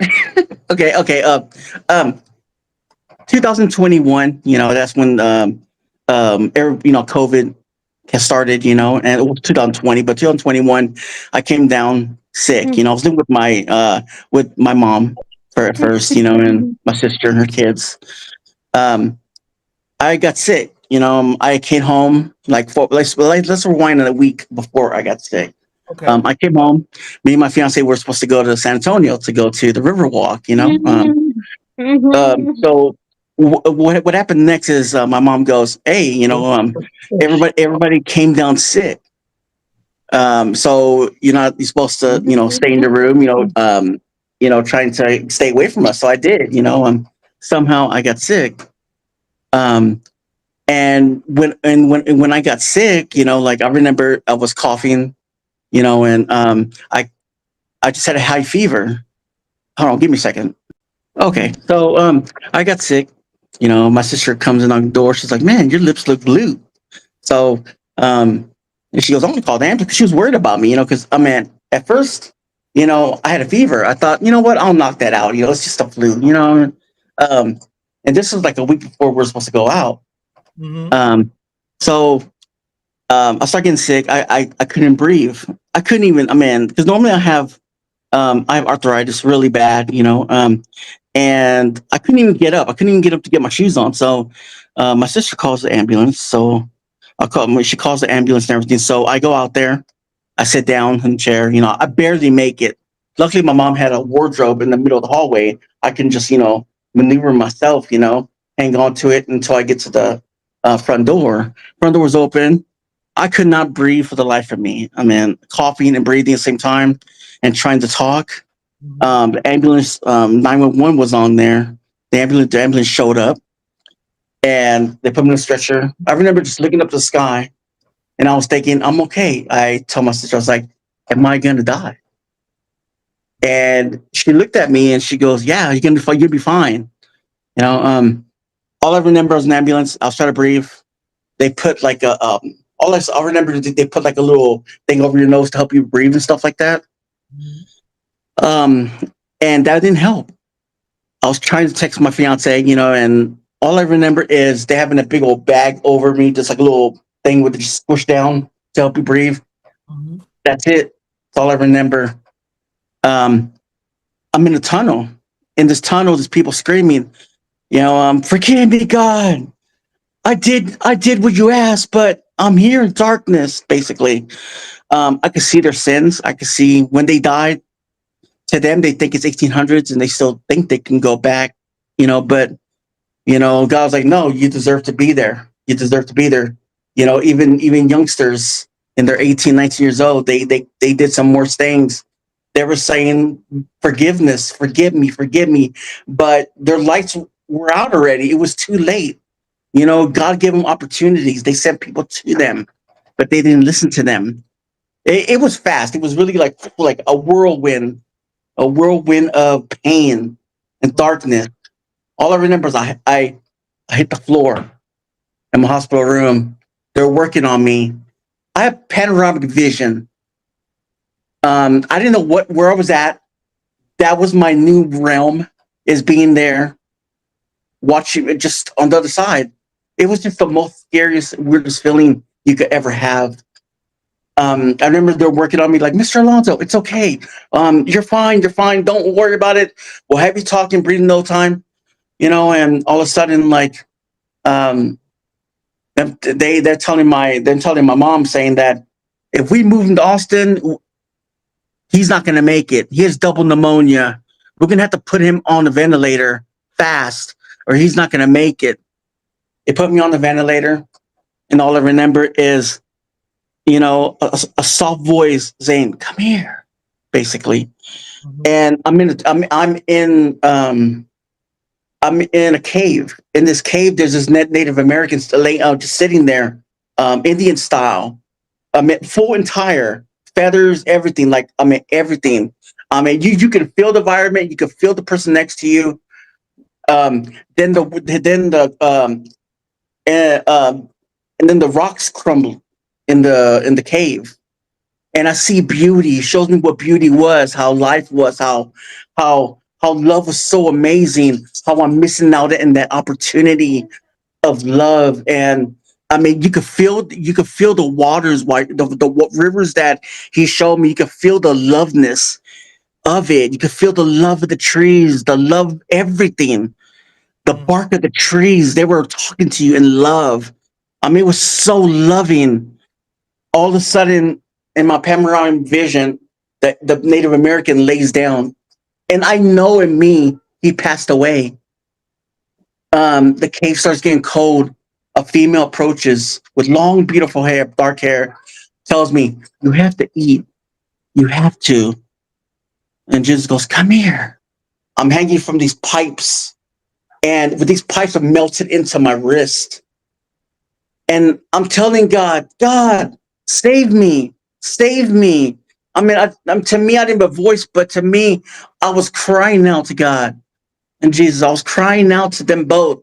Please forgive me for my sin. It was so awful. I wanted to go home, but at the same time, I felt I deserved to be there. I felt that was my realm. That was my being. That was where I was supposed to belong. All of a sudden, these evil things, they were just spraying me with hot water, just laughing at me, saying that you deserve this, you deserve this, you deserve this. He cussed at me. I'm not gonna say what seconds. You said no cuss words on here. So they were just cussing at me. All of a sudden, he shows me the time and day that I died, and the clock, but it had it was like iron around it. It stopped. The time stopped. I heard my loved ones, "Oh, let's go steal his money out of his bank." Just deceiving, just lying to me. And all of a sudden, something throws me into like a metal cage or a metal, I call it a pod. And these two dark shadows next to me, they tell me, you deserve it. Basically, in their clothes, they're dark. They're not. I wasn't seeing with their what they're saying and what they're doing, but I felt to saying that I deserved it. All of a sudden, Jesus goes, "Come here." I'm in the hospital room, but it's like a stage, sort of like a dance hall. In this dance hall, this female comes up to me and says, just fast, just real quick like that, tells me, "Oh my God, you made it." She told me, "You're famous here. Don't you feel the love?" I mean, the love rated off of her. But with that love, if I would have accepted that love, I would have stayed there. And then a voice says, "You're home. This is what you deserve." I mean, loving voice. But then somehow, like, because I have AFO braces because I have foot drop, and I'm disabled. I am proud to say I'm disabled, but at the same time, like, it something through my braces, my leg braces, like on the stage. You know, you can see everything. You can feel everything. I mean, you can feel like your ventilator's still on you. You can feel the bed that's been broken down. It's no good. You know, you can feel nothing but just crisp air, like it was dead air. You can see the nurses looking in at you, but they can't save you. You could feel the desperation. Mhm. And then again, you know, hold on, give me a second. Okay, so at the end, you know, he showed me this couple that died. They were nurses. They had an affair. Somehow, I don't know how they died. I think they died of, you know, like having that in their car. You know what I mean? And they died in that car, so they deserve to die there. So all of a sudden he goes, "Come here." Again, he stole me from place to place.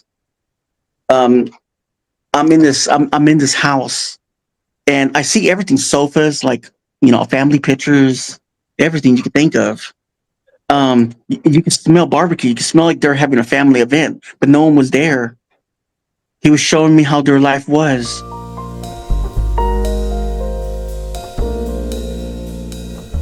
I want to ask you, can you tell me a bit about yourself and where you're from? I am from Michigan, Oakland County. I was hatched and raised here, so never left. So were you ever familiar with the legend of Dogman? No, not at all.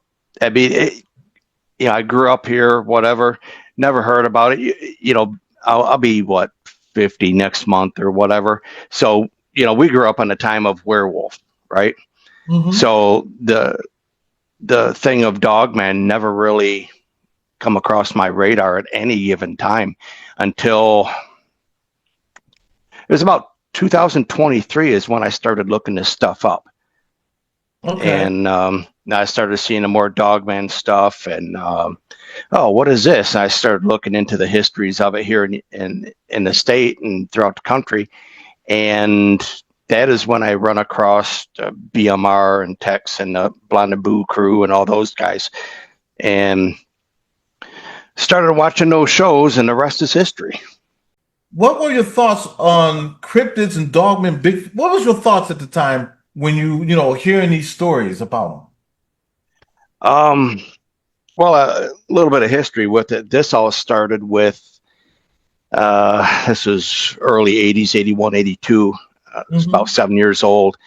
And where I really ran across werewolves or Dogmen at that time is me being a kid, parents are asleep. I got on the movie channel, watched The Howling, Bad Life Choice. You know, that's where, you know, the werewolf thing started getting planted in my brain pan. And it's been a journey ever since. I mean, I had the joy of going camping within about a week or so after watching that movie for my first time. And that was pretty fun. That was, I think I was talking about that. I was going to say that must have been an experience. Oh man, you watch that again. I mean, it's spooky being a grown up, let alone, you know, a kid. But there's a kind of a remote campground out here in the middle of the state in Clare County. It's called Mud Lake State Park, I do believe it is. And to this day, it's still fairly rustic. It's, you know, you get an outhouse and a well pump and that's it, or a hand pump. And what ended up happening was we all went camping. Everything was good throughout the day. Well, nighttime comes and we are the only ones in the camp. So it was me, my mom, and dad. And all of a sudden from across the lake, I started hearing this howling sound and like a frenzied howl. And me being a kid, now I remember I just watched this movie. So now I'm getting scared or whatever. And what ended up happening was throughout the night, the howling kept getting closer and closer. I'm scared. I'm a kid. I'm scared. You know, dad's there. Nothing's going to happen to me or whatever. Right. But what ended up happening in the middle of the night, finally fell asleep, is I don't know what time it was. But what happened, all that howling was a group of coyotes. And my dad had a old Coleman cooler, didn't lock that well, wasn't sealed very tight. So them coyotes smelled that food that was in that cooler and decided to ransack it and drag it all over the camp in the middle of the night. So that's what we woke up to. So that's where this whole journey started, was with that. Wow. Now, go ahead. Oh, no. I was going to say, because I'm kind of blown away by everything that you're saying so far.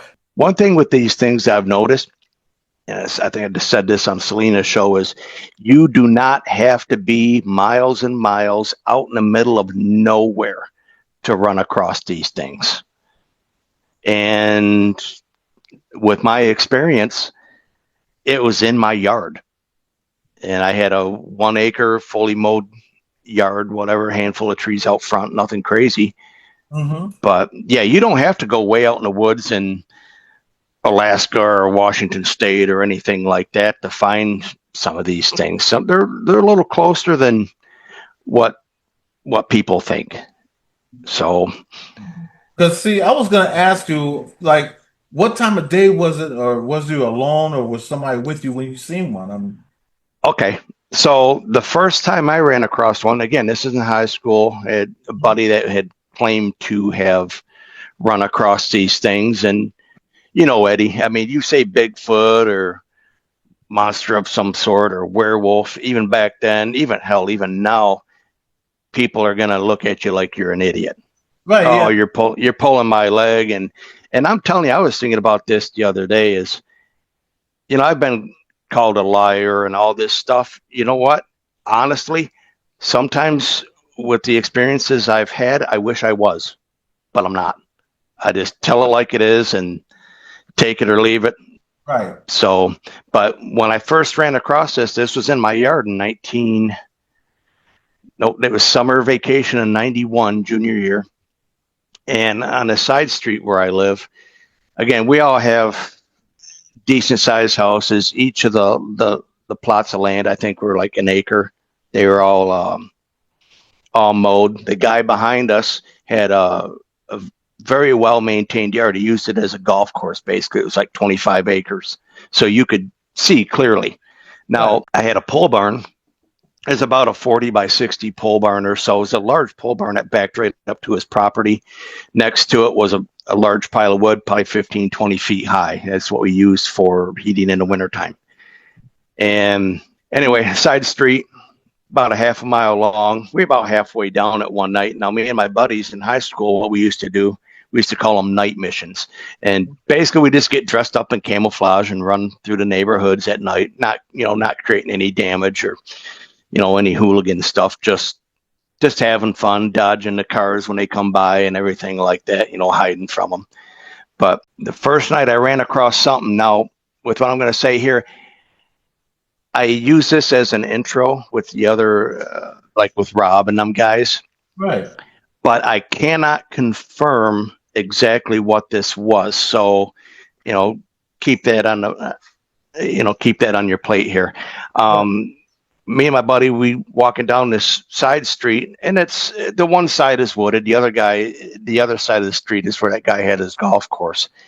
Right. And we're walking down, and it's kind of thick brush and trees on the left side, and had some neighbors that lived on the other side of the woods, so you could get a little bit of light from their from their porch lights and everything, but we heard some rustling, and it sounded fairly heavy.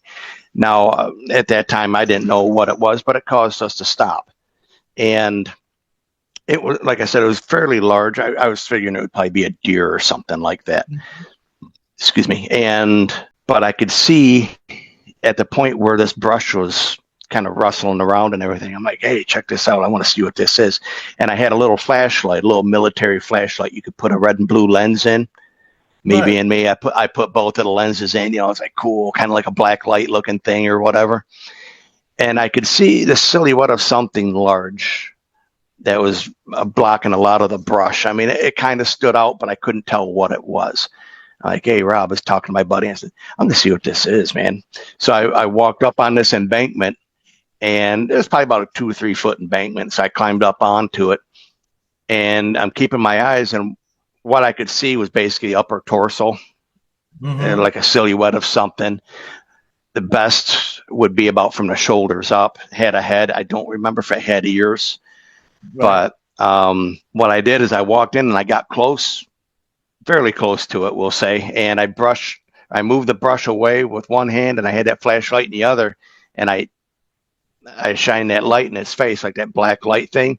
Again, it didn't emit enough light to really show me anything, but I was sitting here looking, trying to figure out what it was, because I saw the silhouette, and man, its eyes opened, and it was this dark ruby red color, and they were fairly large. I think I described them as like ping pong balls, oval shaped, so like eggs or so, and they're about 3 or 4 inches apart, and just a massive head and wide shoulders on this thing. As soon as it opened its eyes, and keep in mind, when I say close to this, punching distance was about the distance. Oh, it was that close. Yeah, dude, this was not, hey, I saw this from a quarter mile away. This was close. So when it opened its eyes, it scared the hell out of me. You know, I backed up, damn near fell down into the road, and me and my buddy took off running back to the house. There was nothing growling at us. Nothing chased us. There's no smell. It didn't even really move at that point other than opening its eyes. Yeah, I was going to ask you if it had a smell to it. Did it make any sounds or any vocalizations? Nope, not at all.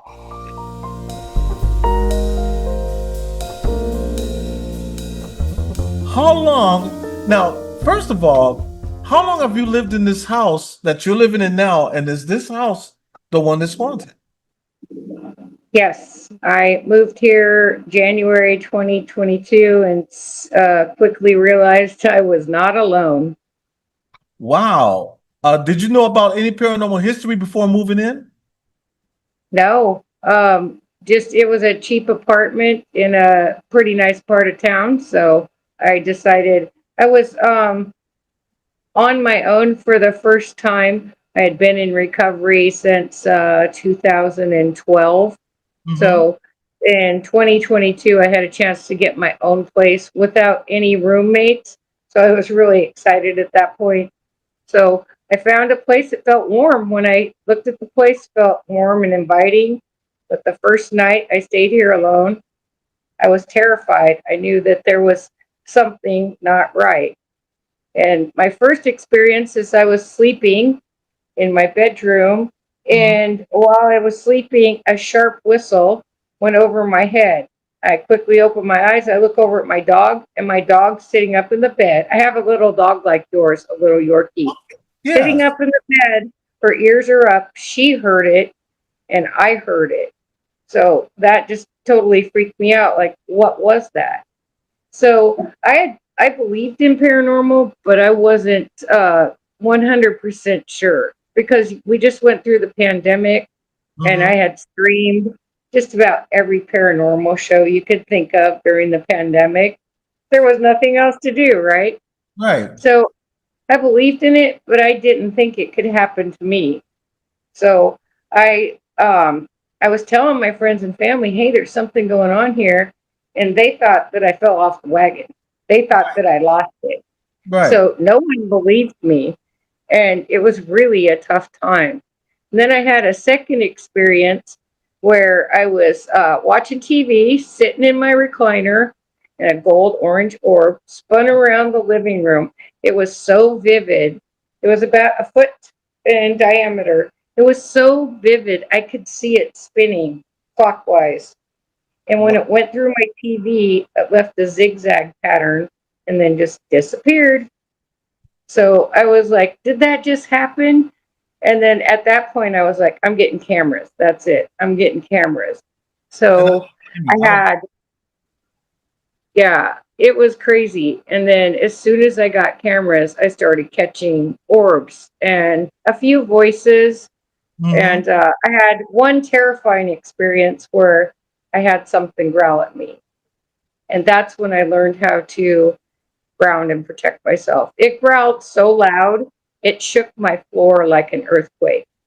So, yeah, at that point, I took control of the situation and said, you can't growl at me. This is my house. You cannot growl at me here. And it scurried into the dining room, turned and growled at me one more time, and boom, gone. And I haven't had any of that since. But after that, I had to learn how to ground, protect myself, and I had to get right. I wasn't right. I had to spiritually enlighten myself and get right with my higher power. And Do a lot of forgiving. Yeah, forgiving and shadow work. And so do you know anything about the history of the property? yeah, I learned a little bit of history.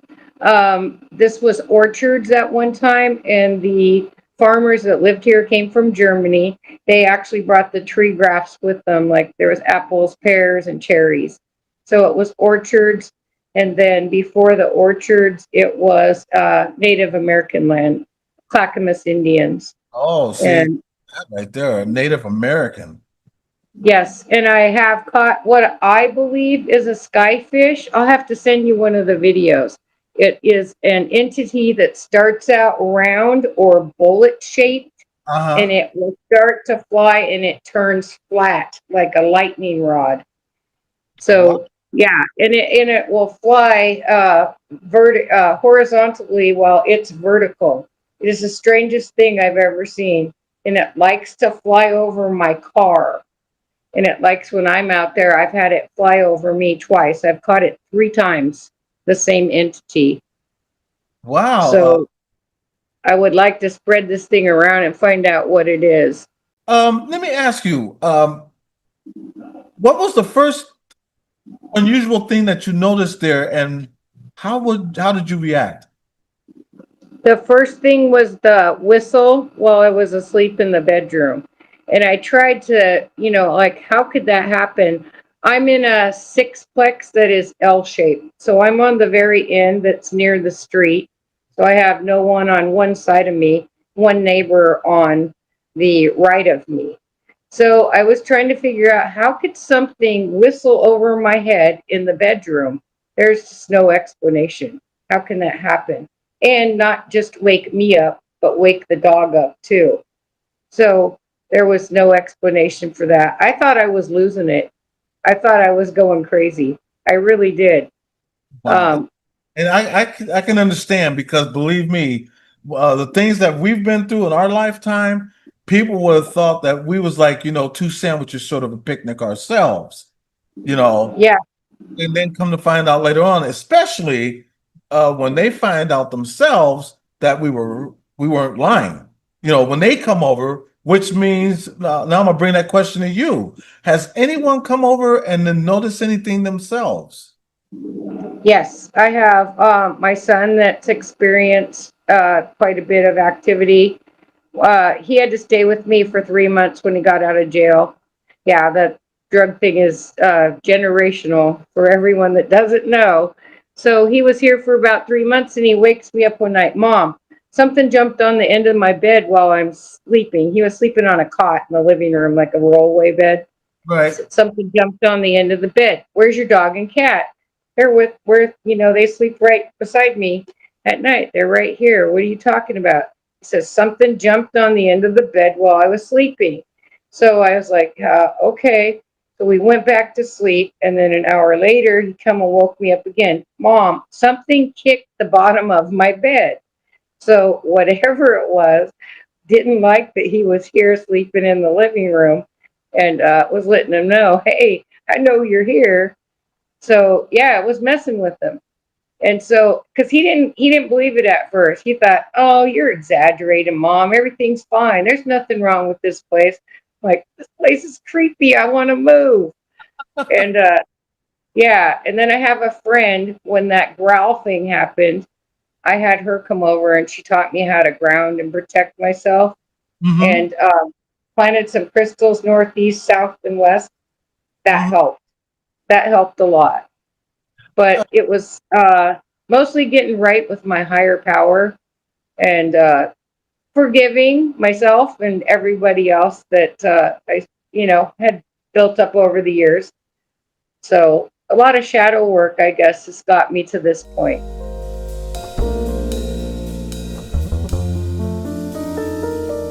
Let me ask you, if you had to pick one, would you rather spend the night in a haunted prison, a haunted hospital, or a haunted doll museum? Good question. For me, I think, oh gosh, that's a hard one. I would say I'm not scared of dolls, so that would be pretty easy for me to do. I know a lot of people have fear of dolls, but I don't. So that would be easy. So we'll knock that one off. Something that would give me the creep factor. Let's go with the haunted prison would be, I think, because I've stayed at Missouri State Penitentiary. We've done that, and those are creepy. Those are creepy places. Yes, they are. I agree with you. We never stayed at a creepy place, but we visit them and we've lived them. Yeah. We've had those luxuries. Stayed at a whole jail before. Remember when Ghost Oh, that's Mafia right. When our friend Ghost Mafia was alive, we went to Moundsville, Okay. the West Virginia State Penitentiary. Yeah. We went there. As a matter of fact, we have a video on that, and it was interesting. It was really for sure. Tour and everything. Absolutely. What's the funniest thing that you? Wait a minute. Let me rephrase that. What's the funniest thing that has ever happened to you during an investigation? Funniest thing. So I think I've talked about this before. We had a night at the Ray County Museum, and we had a night of investigating. And my friend Kathy, she has an apartment there, so we always stay there in the apartment with her. And I always have a cot. Brandy has her air mattress, and then Kathy was on her bed, and then her dog was between me and her on its dog bed. And so I had felt something underneath my leg, and I felt like something was touching me, and I thought it was a ghost. And this was probably 2 or 3 o'clock in the morning, and I sat up and I'm like, get out of here. You guys are not allowed in the apartment. And, so I'm yelling at this ghost. Well, it was Brandy. She started laughing and she says, it's one of the cats. Kathy has 5 cats. They're all rescue cats, and they're all there at the museum. And so the cat was underneath the cot, and it was tickling my leg. And so I thought it was a ghost, but it was the cat. So fast forward a couple hours, I had to get up and use the restroom. And so I did that, got up to use the restroom, and came back, and I stepped over Jack, the dog. And at that time, he lifted his head up, and he's a medium-sized dog.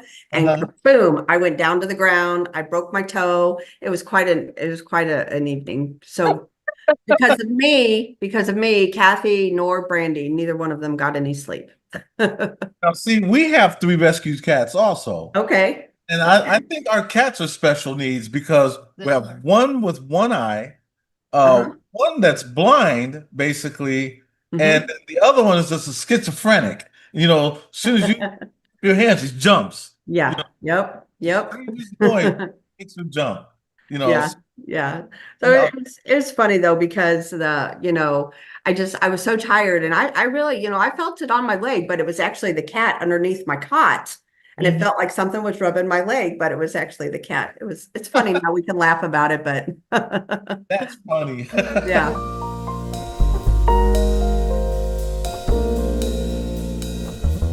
If Ghost had Yelp, which haunted location do you think would have the best reviews? Ooh. That is a good question. God, I'm trying to think where I've been and Yeah, because you've been a lot of places. Yeah, I have. I've traveled Oh man, the best Yelp. So this would be my personal opinion because there's still places I haven't been to. Mm-hmm. Um, There's something to think about. I know. from the places I've traveled to. God dang. Okay, so the three places I'm thinking would be Gettysburg, Oh, that's where I want to go.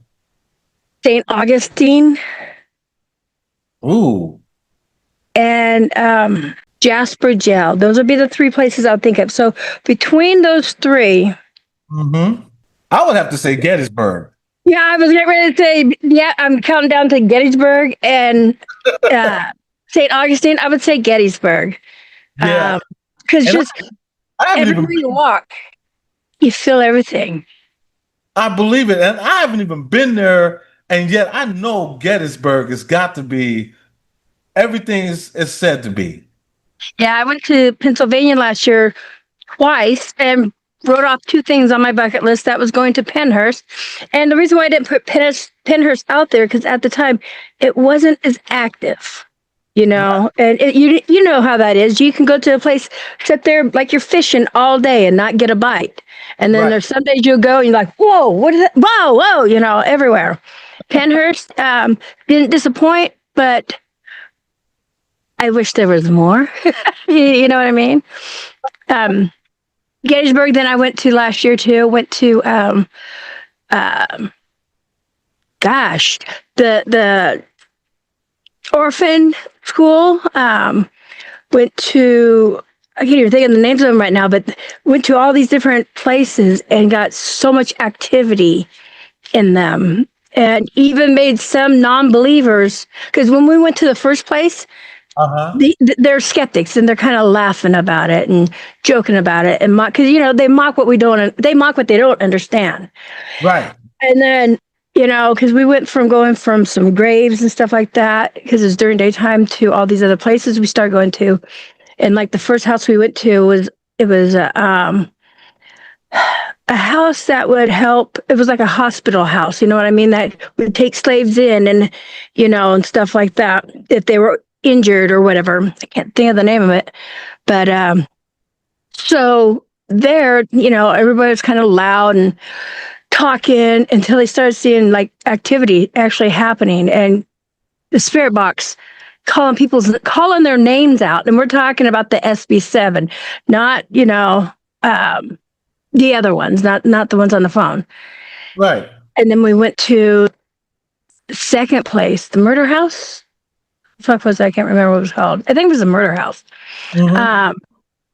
They really started changing their actions, you know. And actually it was with Joker and his family. Me, Joker, his wife. They even brought his son along too, you know.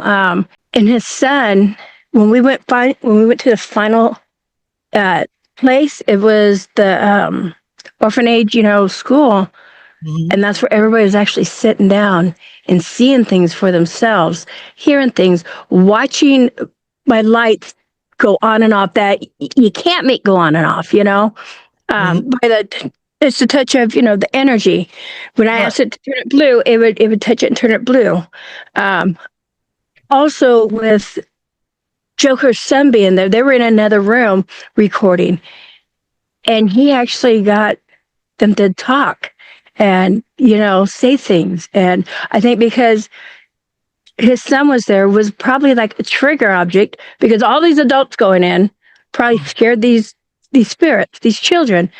But when when he started talking to them, things were changing, and there was different responses in places, and it was really amazing. And then by the end of the night, when we talked about it, a lot of them became, you know what, we're still skeptics, but can't explain what we saw and what we witnessed. And, you know, even Thomas too, he's been a skeptic, but stuff, you know, like I said before, we couldn't explain how we knew an answer only him and his brother would know. You know? Who do you think would scream louder on an investigation, you or the spirits?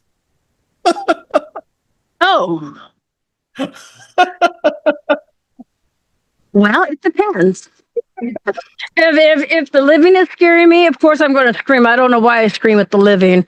But no, I actually think I screamed one time when I saw a face. I saw detail in it at the USS North Carolina battleship. I think the one time I screamed because I didn't expect that. And of course I dropped my camera, dropped everything. And then I got up and because I was sitting on the floor, we just got done doing Estes. And so it was like right when I looked up and we were in sick bay. So you can only imagine what kind of stuff happens in sick bay. But this guy looked down at me and I could see his hat. I could see the wrinkles. I could see everything. So I just saw that. I screamed and I got mad. I was like, who the fuck's messing with? Oh, excuse my mouth. I'm sorry. That's okay. Like, who's messing with me? Because I started getting pissed because I thought somebody come in, and I'm asking people, is there a way to get back there, And this one guy, this is where I learned some other techniques from other people. This one guy that was with us, he walked up and he's knocking on the door. He goes, sir, are you okay? Can we help you?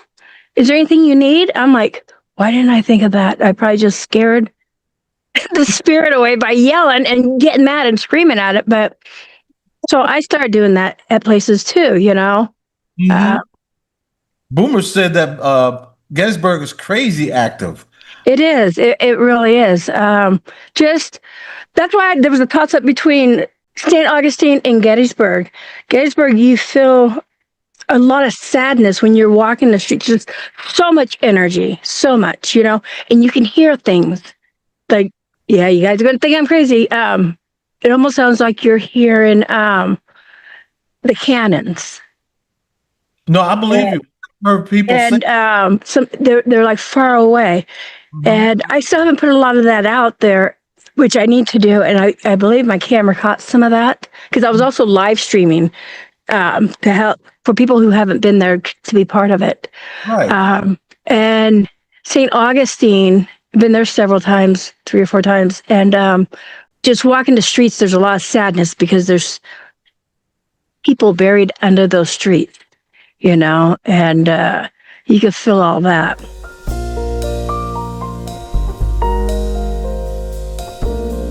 We're going to talk a little about evil unearthed. Now, first of all, everybody, I want you guys, I should have put the link to that trailer, but I know I kind of want to show that trailer. I know I'm gonna get demonetized, but I want to show that. As a matter of fact, let me look that trailer up. I want everybody to see this trailer, and I want y'all to check out this movie because I keep saying movie, it's a documentary.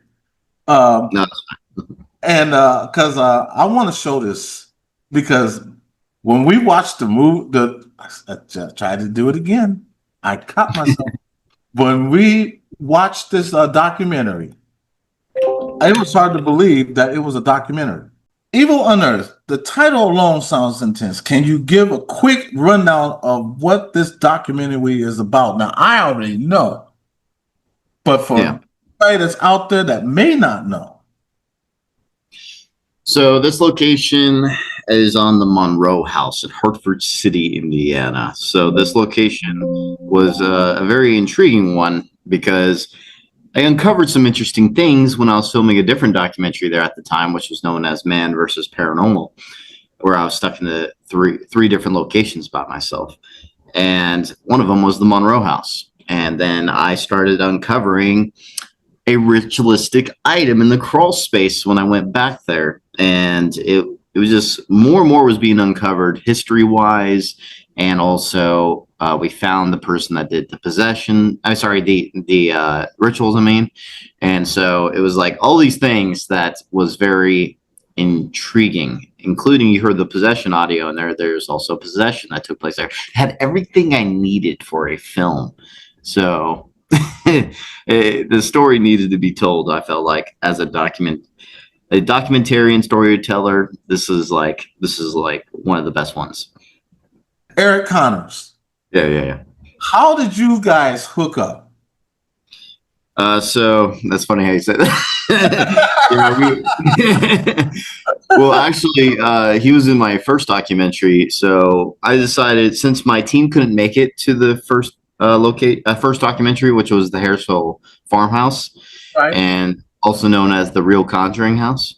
And so that was our first documentary. And I decided, okay, since my team can't make it, I'll just invite some YouTubers to come along with us. And so it was like four of us YouTubers came along, got together, and we went to go investigate the farmhouse together. And then Eric was one of them. He like has this really good ecstatic type energy, and probably one of the most energetic people I know, to be honest. And he's very what should I say? He's very good. He's a good person to be around. He's a good guy. He loves his followers, that's for sure. And when he came to the first location, he was like the star of the show. So yeah, he's a good personality for on camera also, and he was also with this film too. The only like difference is that him and I are different investigators. Like a lot of the stuff he uses, I don't believe in, but I could just edit around that stuff. So I invited him on these locations, and we got some good results every time he came. So.